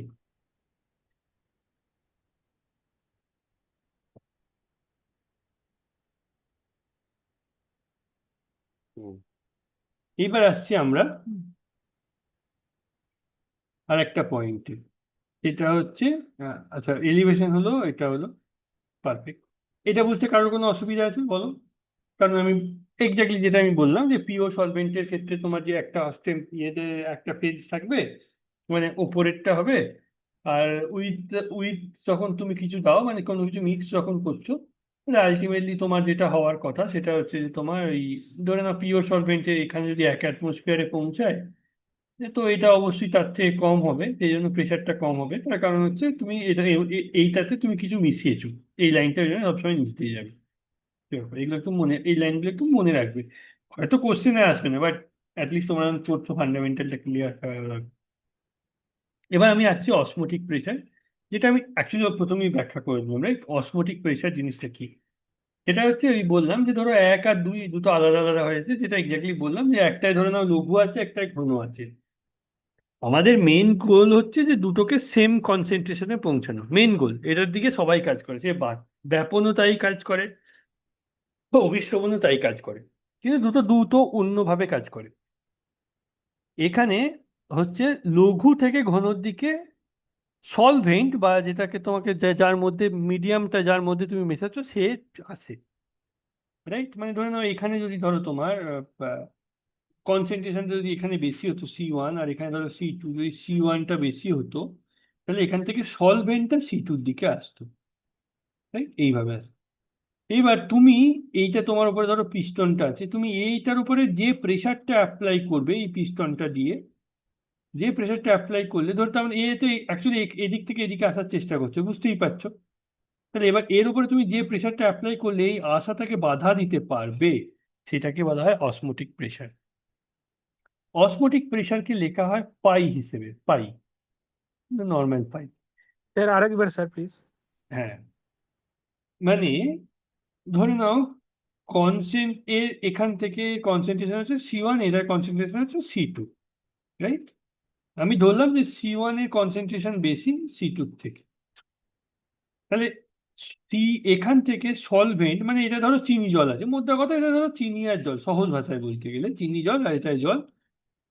অভিস্রাবনের জন্য চিনিটা আসে না, কিন্তু জলটা তোমার, ও এটা উল্টো দিকে বলতে হবে, তাহলে আমার অ্যাকচুয়ালি বলা উচিত এখানে চিনি জল আছে, চিনি প্লাস জল, আর এখানে তোমার জল আছে, ঠিক আছে। তার অভিস্রাবনের জন্য জলটা কি হয়, দ্রাবক যেটা সেটা তোমার এদিক থেকে এই দিকে আসবে, মানে জল এদিক থেকে এদিকে আসবে। পরিষ্কার বোঝা গেল? তার কারণ এদের দুটোরই মেল গোল হচ্ছে এর যে কনসেন্ট্রেশন এটাকে যতটা পরিমাণ লঘু করা যায়, এটা হচ্ছে এর কাজ। আলটিমেটলি একদম জিরো করার কথা, বা সেটা তো হয় না, বাট লঘু করা যায় যতটা ততটা দিকে, এইটাই। তাহলে ওই দিক থেকে এটা আসবে। এর ওপরে যদি তুমি কিছু প্রেশার অ্যাপ্লাই করো, যে প্রেশারটা অ্যাপ্লাই করলে তুমি এর এখান থেকে এদিকে আসাটাকে আটকাতে পারবে, এইটাকেই বলা হয় অসমোটিক প্রেশার। বুঝা গেল? এইটা হচ্ছে ব্যাপার। এই অসমোটিক প্রেশারটাকে পাই হিসেবে লেখা হয়, পাই এরকম বলে লেখা হয়, পাই, ঠিক আছে? পাই, পাই মানে আমরা ম্যাথমেটিক্যাল যে 3.14 ওই পাই বলছি, রাইট? এবার আমরা বয়েলসের সূত্রগুলো পড়েছি, বা আচ্ছা এনিওয়ে বয়েলসের সূত্র মানে আমি হয়তো এক্স্যাক্টলি ওই টার্মটা ইউজ করিনি, বাট বয়েলসের সূত্র মানে আমরা যেটাকে বলছি আইডিয়াল কেসের জন্য, এটা তোমরা জানো হিসেবেই বলেই আমি বলিনি, পিভি ইকুয়াল টু এনআরটি, এটা আমরা ইউজ করেছিলাম, রাইট? এই অসমোটিক প্রেসারেও এক্স্যাক্টলি সেম সূত্রটা ইউজ করা হয়। আমরা পিভি ইকুয়াল টু এনআরটির বদলে আমরা লিখি পাই ভি ইকুয়াল টু এনআরটি। ওকে, এখন এই জিনিসটা, এই যে pi V equal to nRT লিখছি, এই জিনিসটা কতগুলো সূত্রের আকারে এখানে এরা বলেছে। এটা হচ্ছে যে osmotic pressure pi equal to pi, এগুলো তো মনে রাখবে কারণ ওটা অ্যাকচুয়ালি খুব সহজ ভাষায় ভেঙে আমি বললাম যে pi V equal to NRT of, but actually সূত্রটা হচ্ছে pi is proportional to your concentration of the solution C, pi proportional to C, right? এটা হচ্ছে প্রথম। সেকেন্ড যে সূত্রটা, এবার দেখো সি মানেই আমি যেটা কি বলতে গেলাম, মানে পাই প্রপোর্শনাল টু 1/v, কারণ ভলিউমের ওপর ডিপেন্ড করে। তাহলে আমি এইদিকে যদি ঘুরিয়ে নিই, পাই into V equal to constant আছে, ভিটা একটু উপরে উঠে গেছে তো পাওয়ার মতো লাগবে, but not, this is not power, right? এটা হচ্ছে পাই ভি। তো তার মানে pi pi into V equal to your constant, right? এইটা একটা ইকুয়েশন। সেকেন্ড যে একটা equation, pi proportional to your temperature. তাহলে আমার pi proportional to temperature, pi proportional to 1/v, আর একটা আমি পাচ্ছি পাই প্রপোর্শনাল টু N2, বা আমি একে অনেক সময় N2 বল, N2টা কেন বলছি এবার এখানে ব্যাপার বলে হবে। N2 মানে সলিউটের, মনে রাখবে এখানে যে at constant temperature equivalent concentration different solute have the same osmotic pressure. In other words, osmotic pressure of a solution is directly proportional to the mole of the solute. মানে অ্যাকচুয়ালি সলিউটের মোলের জন্য না, আমরা N1 plus N2 equal to আমরা কি লিখছিলাম, বা actually বলতে গেলে X1 plus X2 equal to your 1 লিখছিলাম, বা N1 প্লাস N2 কে আমরা N হিসেবে লিখি। এখানে N1 যেটা, সেটাকে আমরা নর্মালি, বা X1 যেটা নর্মালি আমরা সলভেন্টকে বোঝাই, যেটা বেশি পরিমাণে আছে। X2 বার N2টা আমার হচ্ছে সলিউট।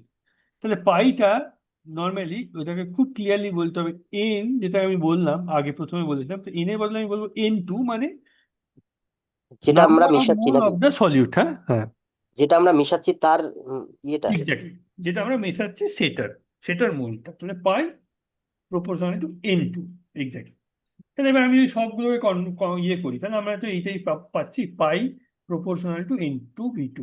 গ্যাসের ক্ষেত্রে আমরা এক্স্যাক্টলি এন টু লিখতাম না, গ্যাসের ক্ষেত্রে আমরা লিখতাম পিভি ইকুয়াল টু এন আর টি, আমি ওই জন্যই বললাম। বাট যখনই তুমি এটা পাই লিখবে, মনে রাখবে এই এনটা কিন্তু এন টু মানে সলিউটের মোলের উপর ডিপেন্ড করছে। তাহলে আমরা যে সূত্রটা পেলাম সেটা হচ্ছে এইটা। এনিওয়ে এইটা লেখাই সবসময় বেস্ট, মনে রাখবে, কারণ হয়তো তোমার হয়তো ইকুয়েশনও, তোমার হয়তো MCQ দিল pi V equal to N one R T, or pi v equal to n RT, pi v equal to n two RT. So then you have to go with n two RT, কারণ standard নিয়ম অনুসারে N one মানে হচ্ছে solvent.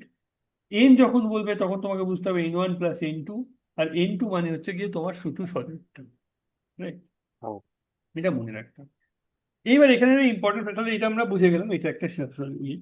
এবার এখানে একটা important factor আছে, জিনিস আছে, এইটা একটু ভালো করে বোঝার চেষ্টা করবে। আমি এটা বলার চেষ্টা করছি, মানে আমরা এতক্ষণ বড় মাছ আমরা এতক্ষণ ধরে কি পড়লাম, যে তোমাদের কাছে কোনো একটা সলিউটকে জলের মধ্যে মেশাচ্ছ, সলিউটের কনসেন্ট্রেশন বা নাম্বার অফ মোলসের ওপর, তার উপরের যে বাষ্পচাপ সেটা, বা তার যে স্ফুটনাঙ্ক সেটা কি রকম হবে, মানে সেটা বাড়বে, অ্যাকচুয়ালি কতটা বাড়বে সে কনসেন্ট্রেশনের উপর ডিপেন্ড করবে।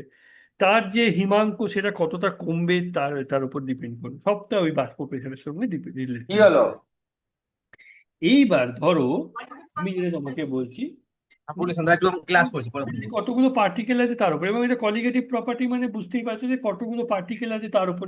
এখানেই তো বলে দিয়েছি যে পাইটা ডিপেন্ড করছে এন টুর উপরে, রাইট? আর এই পাই মানে বাষ্পচাপ। তাহলে এই বাষ্পচাপটাই তো সবকিছু ডিপেন্ড করছে, মানে তোমার স্ফুটনাঙ্কটাও ডিটারমাইন করছে, হিমাঙ্কটাও ডিটারমাইন করছে, সবকিছুই এখানে। এবং এটা হচ্ছে, সরি, বাষ্পচাপ বলা ভুল হচ্ছে, এটা অসমোটিক প্রেশার, সরি। এনিওয়ে, তো এইবার আমি যেটা তোমাকে বলছি, মানে আমি অন্যভাবে বললাম, বাষ্পচাপটা, তার মানে বাষ্পচাপটা তো অ্যাকচুয়ালি তোমার ডিপেন্ড করছে, রাইট? তুমি যদি এইভাবে দেখ, আমাদের ওই ইকুয়েশনটা হিসেবে যদি রাউল্টের সূত্র অনুসারে পি বাই পি, বা P zero by P one, যেটা আমরা করছিলাম, বাই পি জিরো। আমা মা এই কি জল পুরো ফেললো বুঝ করো না। আচ্ছা,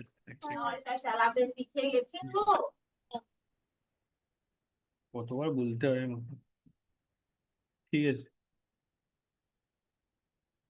তো এইবার আমি যেটা বললাম, ধরে নাও তোমার কতগুলো নাম্বার অফ পার্টিকেল আছে, এবার ধরে নাও তুমি জলের মধ্যে সোডিয়াম ক্লোরাইড দিচ্ছ, 1 মোল সোডিয়াম ক্লোরাইড দিচ্ছ, হ্যাঁ, 1 মোল সোডিয়াম ক্লোরাইড দিচ্ছ। এবার আমরা এটা জলের মধ্যে দিলে, এইবার একটা ইন্টারেস্টিং ঘটনা। হুম, এখানে যখনই তুমি জলের মধ্যে সোডিয়াম ক্লোরাইড দিচ্ছ, সেই জলের মধ্যে গিয়ে 1 মোল সোডিয়াম প্লাস আর 1 মোল ক্লোরাইড মাইনাস তৈরি করবে, right? Total number of particle আমার কতগুলো হচ্ছে? 2 মোল হচ্ছে। পার্টিকেলটা নিয়ে তো আমার হওয়ার কথা, রাইট?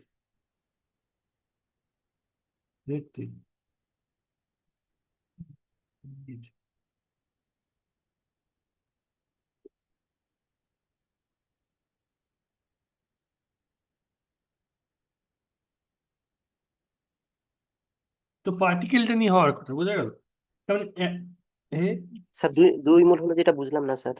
মানে আমি বলতে চাইছি, আচ্ছা ঠিক আছে, আমি লিখলাম, আমি লিখছি এখানে, হ্যাঁ, তাহলে বুঝতে পারবো। এটা অন্য পেজের মধ্যে লিখি, বুঝতে পারবো। আমি বলতে চাইছি, ধরে নাও আমি 1 মোল সোডিয়াম সোডিয়াম ক্লোরাইড। ক্লোরাইড নিয়েছি, সোডিয়াম ক্লোরাইড আর জল নিয়েছি, right? মানে আচ্ছা, এইটা বলাটা অ্যাকচুয়ালি ভুল হচ্ছে। আমি সোডিয়াম ক্লোরাইডকে 1 মোল নিয়েছি, ধরে নাও 1 মোল সোডিয়াম ক্লোরাইড নিলাম, নুন আর জল।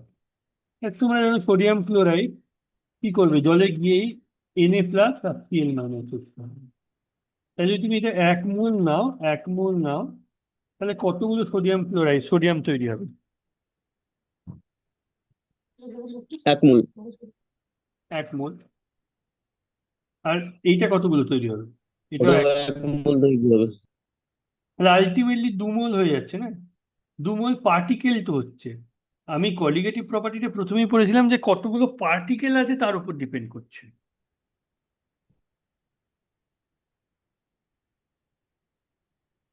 রাইট? এইবার আর একটা উল্টো কেস ধরো, মানে ধরে নাও তোমার কাছে এমন একটা বস্তু আছে, যেমন ধরে নাও অ্যাসিটিক অ্যাসিডই বোধ হয়, আমি এক্স্যাক্টলি আগের দিনও বলেছিলাম, আমার মনে করতে পারছি না কোন সলভেন্টটা, আমার মনে নেই। এরা আবার ডাইমারাইজেশন হয়ে যায়, রাইট? স্যার স্যার হ্যাঁ, বলো। আমি এখানে সোডিয়াম ক্লোরাইড নিলাম 1 মোল, আর হুম। ভেঙে গিয়ে সোডিয়ামও হলো 1 মোল, ক্লোরিনও হলো 1 মোল। এটা তো আবার তো 2 মোল বেশি হয়ে গেল না? মানে বুঝতে পারলাম না। না আমি এটা এটা আমি একটু কনফিউশন আছে এটার মধ্যে, আমি এই জন্য জিজ্ঞেস করলাম যে আমি সোডিয়াম ক্লোরাইড তো নিলাম 1 মোল, হুম। তারপর এটা ভেঙে গিয়ে সোডিয়াম হলো 1 মোল, ক্লোরিন হলো 1 মোল, তাহলে 2 মোল হয়ে গেল না? হ্যাঁ, দুমলই তো বলছি। তো বেশি হয়ে গেল না স্যার? না, না, না, মানে তোমার সোডিয়াম ক্লোরাইডটা এক মলই তো থাকছে, দুমল হচ্ছে পার্টিকেল গুলো। ও, পার্টিকেল। মানে কলিগেটিভ প্রপার্টি, তোমার দেখবে কতগুলো পার্টিকেল আছে, ধরো না এটা সোডিয়াম প্লাস আর এটা ক্লোরিন, যেটা হয় আমরা সোডিয়াম একটু ছোট হবে প্লাস আর এটা মাইনাস সাইজটা, তা টোটাল পার্টিকেলটা দু দু মোল হয়ে যাচ্ছে, মানে তুমি যা মেশাচ্ছ তার দুগুণ হয়ে যাচ্ছে।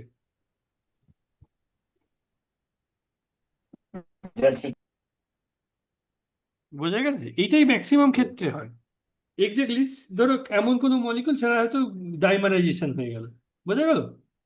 তো তার মানে তুমি 1 মোল নিয়েছিলে, বা সে হয়ে গেল 0.5 মোল, কারণ সে দুটো একসঙ্গে মিলে ডাইমার তৈরি করে ফেলেছে।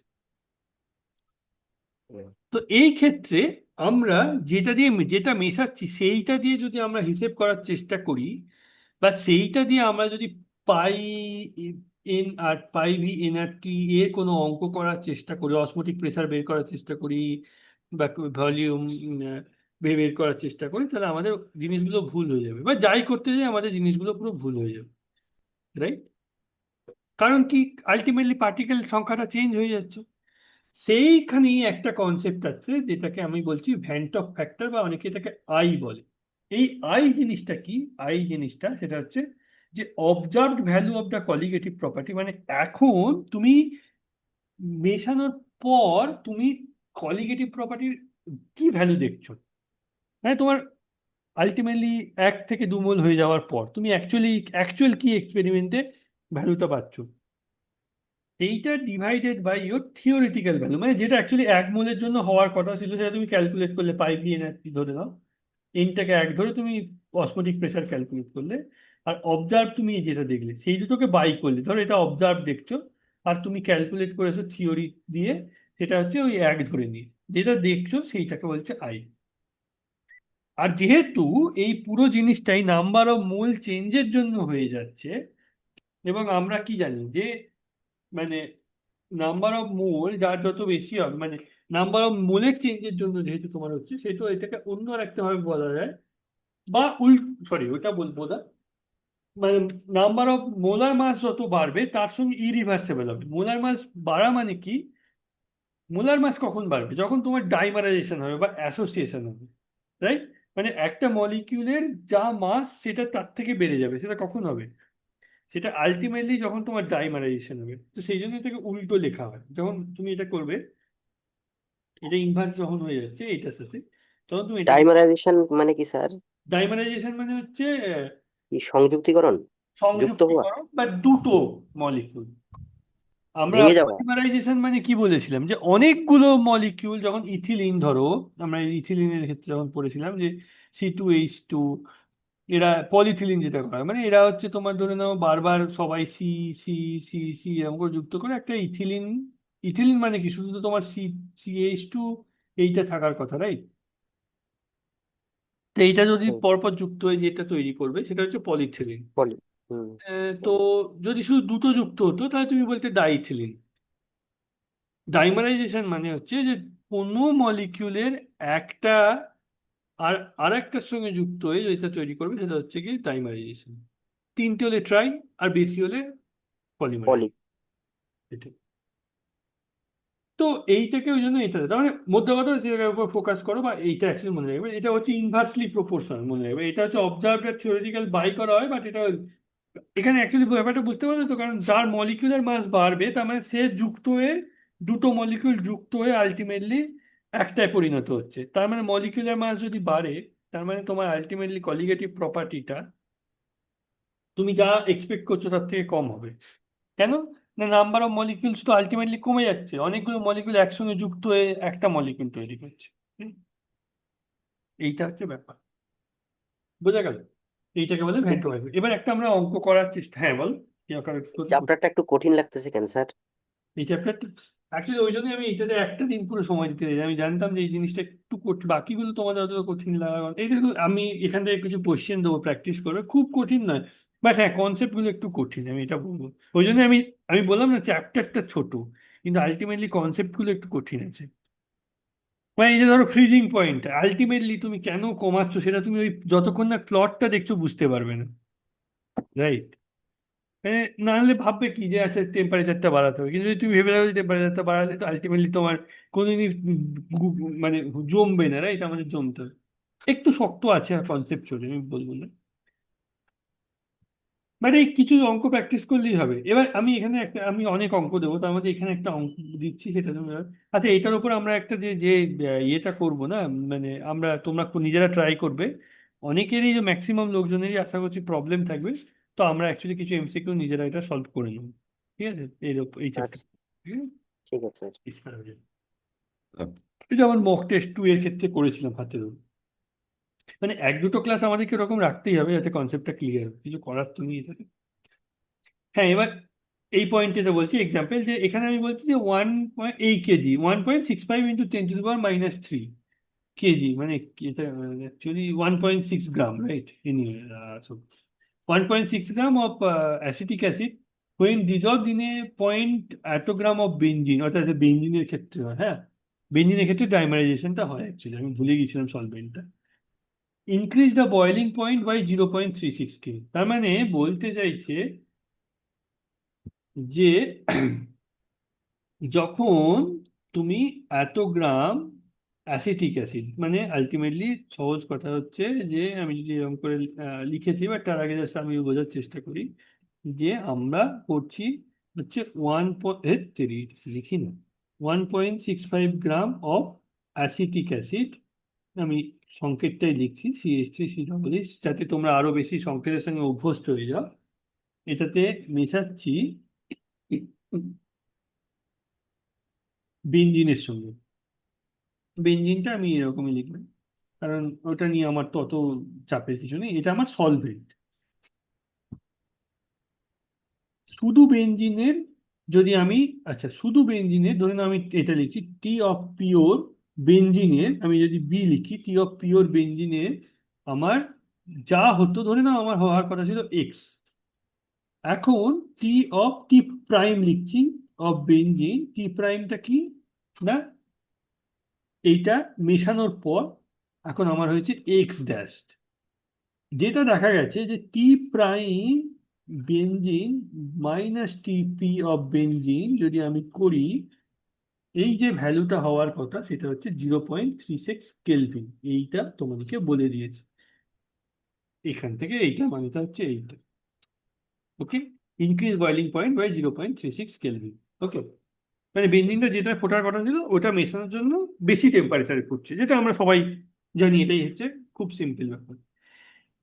এখন আমাকে কি করতে হবে না, calculate the vent Hoff I factor, যে এই আইটাকে আমাকে ক্যালকুলেট করতে হবে, রাইট? এই আইটাকে আমাকে ক্যালকুলেট করতে হবে ইন বেঞ্জিন অ্যাজিউমিং, এটা আমাদেরকে ধরতে হবে যে acetic acid exist as a dimer, তাহলে অ্যাসিটিক অ্যাসিডটা আমরা ডাইমার হয়ে যাচ্ছে, এই ঘটনাটা ধরে নিয়ে, মানে এই অ্যাসোসিয়েশনটা হচ্ছে এটা ধরে নিয়ে আমাদেরকে ভ্যান্ট অফ আই ফ্যাক্টর, তবেই তো আমি ভ্যান্ট অফ আই ফ্যাক্টরটা ক্যালকুলেট করতে পারবো, রাইট? আই মানে অবজার্ভ, যেটা হওয়ার কথা ছিল তার থেকে ইয়ে হচ্ছে সেটাই। And K is for benzene, মানে এইটা ফর বেঞ্জিন বলে দিচ্ছি যে 2.53 কিলোজুল পার মোল, ঠিক আছে? এটা হচ্ছে তোমার ইকুইলিব্রিয়াম কনস্ট্যান্টটা, ওকে? এবার দেখি আমরা অঙ্কটাতে, হ্যাঁ পরিষ্কার করে স্টেপ বাই স্টেপ বোঝার চেষ্টা করছি। তো থিওরিটিক্যাল মোলার মাস, আচ্ছা এইটা, আচ্ছা এটা দেওয়া নেই এখানে, কোনো একটা কারণ এটা দেওয়া উচিত ছিল এখানে, এনিওয়ে তাহলে ওই জন্য আমি দেখলাম যে theoretical molar mass of acetic acid, আমরা কি জানি থিওরিটিক্যাল যে মোলার মাস এম থিওরিটিক্যাল সেটা হচ্ছে আমার 0.60 কিলোজুল পার মোল। আমরা এই আগের যে ইকুয়েশনটা দেখলাম, মানে এইখানে আই আই ইকুয়াল টু, তার মানে এইটা সমান কি লিখতে পারি, M of theo by M of observe, molar mass বলেছে। তাহলে আমি এখান থেকে এই সেম ইকুয়েশনটা ইউজ করছি, করে আমি লিখতে পারি যে using equation 12.25 observed molar mass of acetic acid, observed molar মাসটা আমার, আমি হচ্ছে যেটা এখন তোমার মোলার মাস সেটা হচ্ছে যে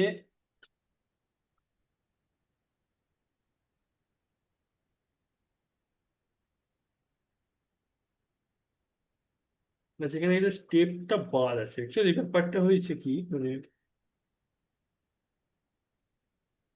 না না এইটা আমি অ্যাকচুয়ালি না না, এই কোয়েশ্চেনটা আমি তাহলে তোমাদেরকে একটু বলে দেবো পরে, নাহলে এইটা তোমার this is very important, right? আমি তোমাকে বলবো এখানে আমার সামথিং কোন একটা জিনিস বাদ হচ্ছে, যেটা হচ্ছে তোমার হুম, এটা আমি একটু দেখে বলবো, ঠিক আছে? এইখান থেকে এটা কি করে আসছে এটা আমি আমি দিস ইজ ওকে, বুঝতে পারলাম, কিন্তু এখান থেকে 0.36 কেলভিন একটা অ্যাকচুয়ালি একটা তোমার ইকুয়েশন আছে, বুঝতে পারছো? এবার ওই ইকুয়েশন গুলো আমি তোমাদেরকে করিয়েছিলাম কি না, আচ্ছা ঠিক আছে, আচ্ছা 4-5টা ইকুয়েশন আমি তোমাকে লিখে পাঠাবো। তো বেসিক্যালি ওটা ভ্যান টপ আই ফ্যাক্টর দিয়ে রিলেট করা যায়, ঠিক আছে? তা আমি ইকুয়েশনটা হচ্ছে খেয়াল করতে পারছি না, আমি একটু দেখে বলবো। ডাইরেক্টলি ওইটা তুমি ক্যালকুলেট করতে পারো, বিশেষ করে এই ইকুয়েশনটা, রাইট? এই ইকুয়েশনটা, ঠিক আছে? আমি এটা এটা দেখে বলবো, এটা এখন বলাটা ঠিক হবে না, আমি এটা তোমাদেরকে এটা ছোট ইয়ে করে পাঠিয়ে দেবো, ঠিক আছে? বাট এখন মেইন কনসেপ্টটা হচ্ছে এটা, মধ্যে কথা ইকুয়েশনটা সম্ভব আমি হয়তো মিস করে গেছি। 4টে একটা ইকুয়েশন হবে, মানে বিএস সাথে কি রিলেটেড থাকে। এতক্ষণ অব্দি এটা দেখলে এবার বলো তোমাদের কোনো সমস্যা আছে কিনা, মানে কনসেপ্টে কোনো বোঝার সমস্যা হচ্ছে কিনা, এক্সেপ্ট দিস ইকুয়েশন, এটা কিছু একটা ইয়ে থাকবে।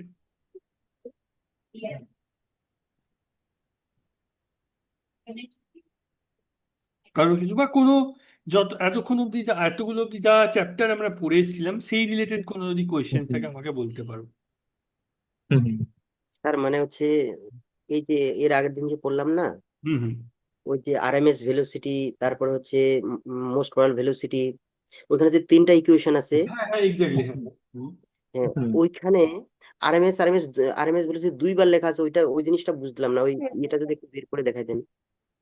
তোমার কাছে নোটটা আছে তোমার কাছে এখন? দাঁড়াও, আমি মানে লেখা মানে পিডিএফ এ আছে এটা তো। কত নাম্বার নোটটা বলতে আমার অ্যাকচুয়ালি আমি আচ্ছা এটা ওটা এটা হচ্ছে কলয়েডের আগের চ্যাপ্টারটা, হচ্ছে মনে হয় 12 নম্বর ক্লাসটা এটা। 12 নম্বর ক্লাস।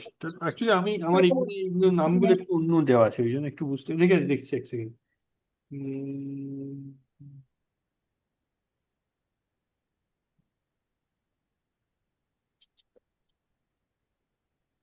ওই যে গ্যাস স্টেট অফ গ্যাসের যে চ্যাপ্টারটা আছে না স্যার, মিলিয়ে গেছে, হ্যাঁ গ্যাসের চ্যাপ্টার, হ্যাঁ। হ্যাঁ এইখানটাতে তো। হ্যাঁ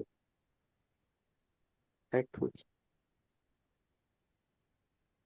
আচ্ছা যেগুলো সবগুলো একসাথে ইকুয়েশন গুলো লিখেছিলাম। হ্যাঁ হ্যাঁ, হুম, এই যে এখানে স্যার, হুম, হ্যাঁ এই যে এখানে এইখানে 3টা আছে, একটা হচ্ছে আরএমএস এভারেজ ভেলোসিটি, হুম। একটা হচ্ছে আরেকটা আবার নিচেটা আরএমএস আছে না এটা। হ্যাঁ তো তো ঠিক আছে, এখানে তুমি জিনিসটা বুঝতে পারলে না নাকি? এইখানে তুমি আরএমএস এর সাথে ইউএমপি মানে হচ্ছে মোস্ট প্রবাবল ভেলোসিটি রিলেশন খুঁজছো। U RMS, U U most probable velocity, এখানে আরএমএস ভেলোসিটির সাথে অ্যাভারেজ ভেলোসিটি রিলেশন খুঁজছো। তোমার তো 3টে quantity, RMS, most probable, average velocity, তাহলে তোমার তো প্রত্যেকটা দুটো করে ইকুয়েশন আসবে। দেখো এইটাও দুবার আসবে, এখানে একবার এসছে, এখানে একবার এসছে।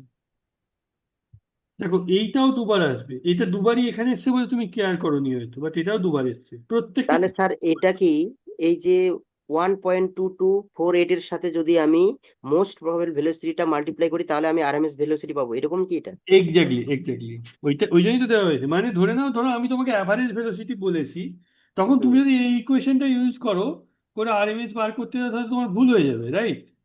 তোমাকে হুম, অ্যাভারেজ ভেলোসিটি বলেছি, তোমাকে ইউআরএমএস বের করতে গেলে, আরএমএস ভেলোসিটি বের করতে হলে তোমাকে এই ইকুয়েশনটা ইউজ করতে হবে। আচ্ছা আচ্ছা আচ্ছা, হ্যাঁ এটা একটু বুঝতে পারছিলাম না তো তখন। হুম। এবার ধরো অ্যাভারেজ ভেলোসিটি বললাম তোমাকে বার করতে ধরো না, আমি তোমাকে মোস্ট প্রবাবল ভেলোসিটি বললাম, যে বললাম অ্যাভারেজ ভেলোসিটি বের করতে, তো তুমি এগুলো একটা ইউজ করতে পারবে না, রাইট? তুমি এই ইকুয়েশনটা ইউজ হুম হুম করতে। আচ্ছা। এটাই বলছিলাম। স্যার বলো বলো। বলছি স্যার, আগের দিনে আপনি বললেন ওই যে বয়েল চার্লসের চার্লসের যে সূত্রটা ছিল পিভি সমান এনআরটি, যেটা ছিল হ্যাঁ হ্যাঁ। ওখানে স্যার কারেক্ট টার্ম যেটা ছিল P plus A by V square যেটা ছিল, হুম আপনি বলছিলেন ওখানেতে যে ওখানে যেহেতু গ্যাসগুলোর ক্ষেত্রে ভ্যান্ডার ওয়ালস একটা ফোর্স থাকে, হুম অ্যাট্রাকশন ফোর্স থাকে, তাহলে সেক্ষেত্রে হুম ওরা যেহেতু ওই পাত্রের দেওয়ালের গায়ে যে ধাক্কা মারছে, ধাক্কা মারার যে চান্সটা, মানে ধাক্কা মারার যে ইয়েটা, যদি তাদের যেহেতু আকর্ষণ বল থাকে, তাহলে কি হয়, ধাক্কাটা তাহলে আরেকটু মানে প্রেসারটা একটু কম হবে, সেক্ষেত্রে কম হওয়ার কথা ছিল, কিন্তু হুম। সেক্ষেত্রে P plus A by V square মানে বেড়ে যাচ্ছে। এই দিক থেকে দেখে মনে হচ্ছে না বেড়ে যাচ্ছে, কিন্তু ব্যাপারটা তাহলে হচ্ছে কি ঘটনাটা? না, বলতে চাইলাম যে, আমি যেটা বলতে চাইছিলাম সেটা হচ্ছে, ধরো আমাকে, আচ্ছা আমি এখানে মধ্যে লিখেও ছিলাম না, একটা লেখার পাতা ছিল ওইটাতেই লিখলাম। এই জন্যই আমি বলতে চাইলাম যে তোমাদের যাদের যা কনফিউশন আছে আমাকে বলো, কারণ এগুলো না হলে তো একবার থাকতে আসবে। আমি যেটা বলতে চাইছি সেটা হচ্ছে, কোথায় গেল রে এই লেখাটা? হ্যাঁ, এখানে। সহজ ভাষায় ধরে নাও, আমার কাছে আমার কাছে আলটিমেটলি, আমি তোমাকে দিয়ে এক্সাম্পল ধরছি, একটা মানুষকে দিয়ে ধরে নাও। আমি বলতে চাইছি যে একটা ছেলে, মানে ছেলে মেয়ে এটা কোনো ব্যাপার নেই, ওই জাস্ট একজন ধরো দৌড়চ্ছে, ঠিক আছে, এই হাত দিয়ে দৌড়চ্ছে সামনে দিয়ে। সে একটা দেওয়ালে গিয়ে ধাক্কা মারলো, সে তখন প্রেশারটা কি দিল, পি।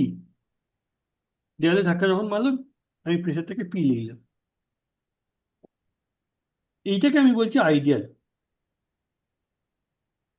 এইবার ধরে নাও তোমাকে তোমার বন্ধু পিছন থেকে জামাটা টেনে ধরেছে, তুমি যখন ধাক্কা মারবে তখন তুমি, এখন যে মারবে সেটা হচ্ছে, তুমি ধরে নাও পি অ্যাকচুয়াল, আমি বলছি জামা টেনে ধরার পর। এবার আমাকে বলো, পি অ্যাকচুয়াল আর আইডিয়ালের মধ্যে কে বড় হবে?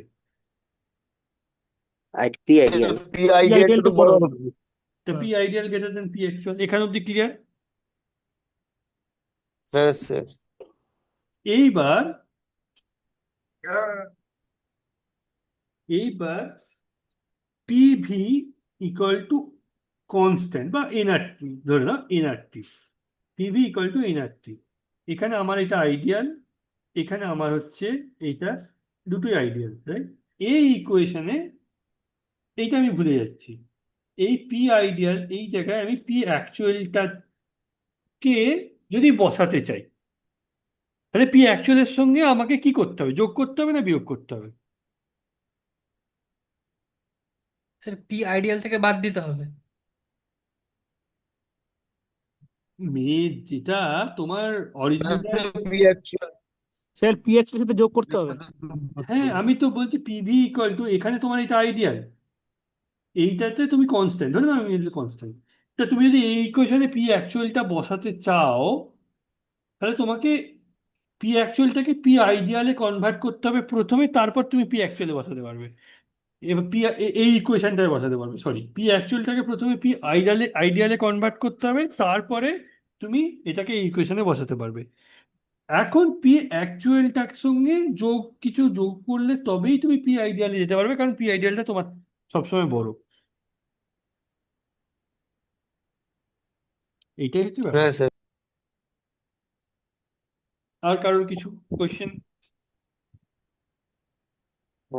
স্যার, হুম বললাম যে ফিজিক্সেরই একটা আর কি, হুম হুম যে আমাদের যে মডার্ন ফিজিক্স আছে, হুম হুম সেখানে একটা মডুলেশন ডিমডুলেশনের একটা টপিক আছে।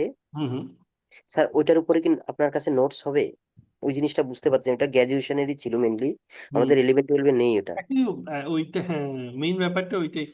আমি এই কারণেই মানে আমি যখন, আমি অবশ্যই প্রথমে ভেবেছিলাম ফিজিক্স কেমিস্ট্রি দুটোই পড়াবো, ওইটাই মেইন গোল ছিল, কিন্তু কেমিস্ট্রিটা নোট করতে করতে আর মাদ্রাসা এক্সাম চলে এলো, তারপর তো কোনো কিছুই হলো না, আমার আর নোটও তৈরি করা হলো না। এবার যখন আমি আবার শুরু করলাম, তখন আমার কাছে শুধু এই নোটগুলোই পড়ে রয়েছে।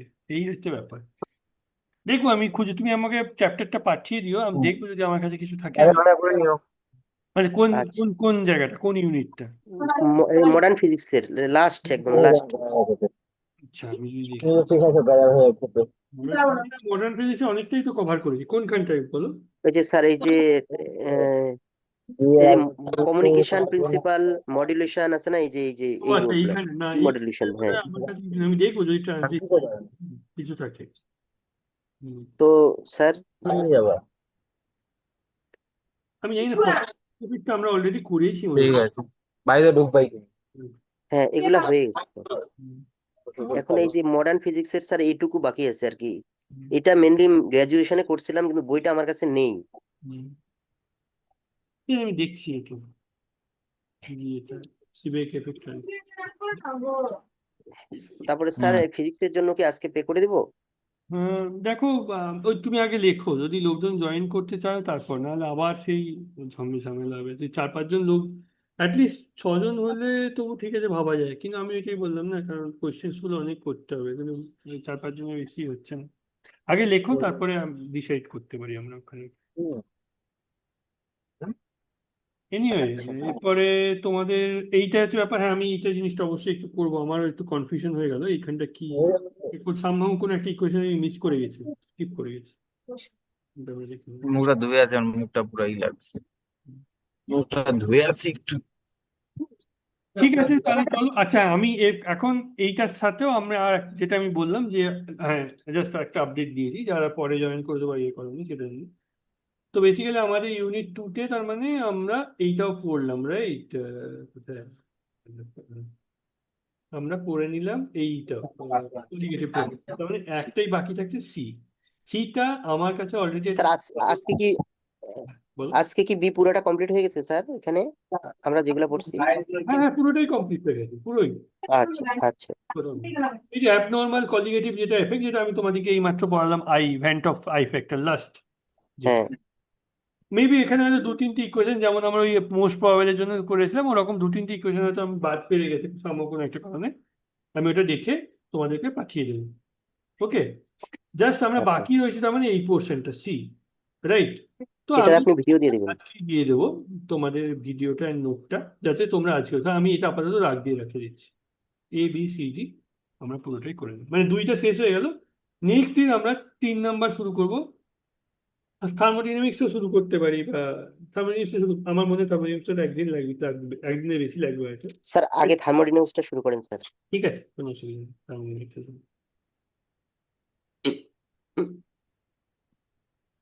ঠিক আছে এইটা হলেই মোটামুটি তো আমাদের অনেকগুলো চ্যাপ্টার কভার হয়ে যাচ্ছে। 1 2 3 4 হয়ে গেছে, 5টা হয়ে গেছে। ঠিক আছে তাহলে আমরা মোটামুটি প্রায় ইউনিট শুভ এর পর আমরা কিন্তু সেদিন ডাইরেক্ট থেকে একটা কথা বলিনি 7 8 অনেকদিন থেকে একটা কথা বলিনি আজকে ইচ্ছা করেছি মেনে নাও ছোট্ট করে। ঠিক মানে ধরো কি রে শোনো না কাল গাড়ি চলবে বাচ্চা? শুভ, আমি তুই বাবুকে খোঁজ করতে পারি ঠিক আছে আমি তাহলে রাখলাম। তোমাদের যা প্রবলেম বলো। এই বাই দ্য মক টেস্ট 4-এর এটা দিয়ে দিয়েছি, হ্যাঁ দেখে নিও একবার, ওকে আমাকে জানিও।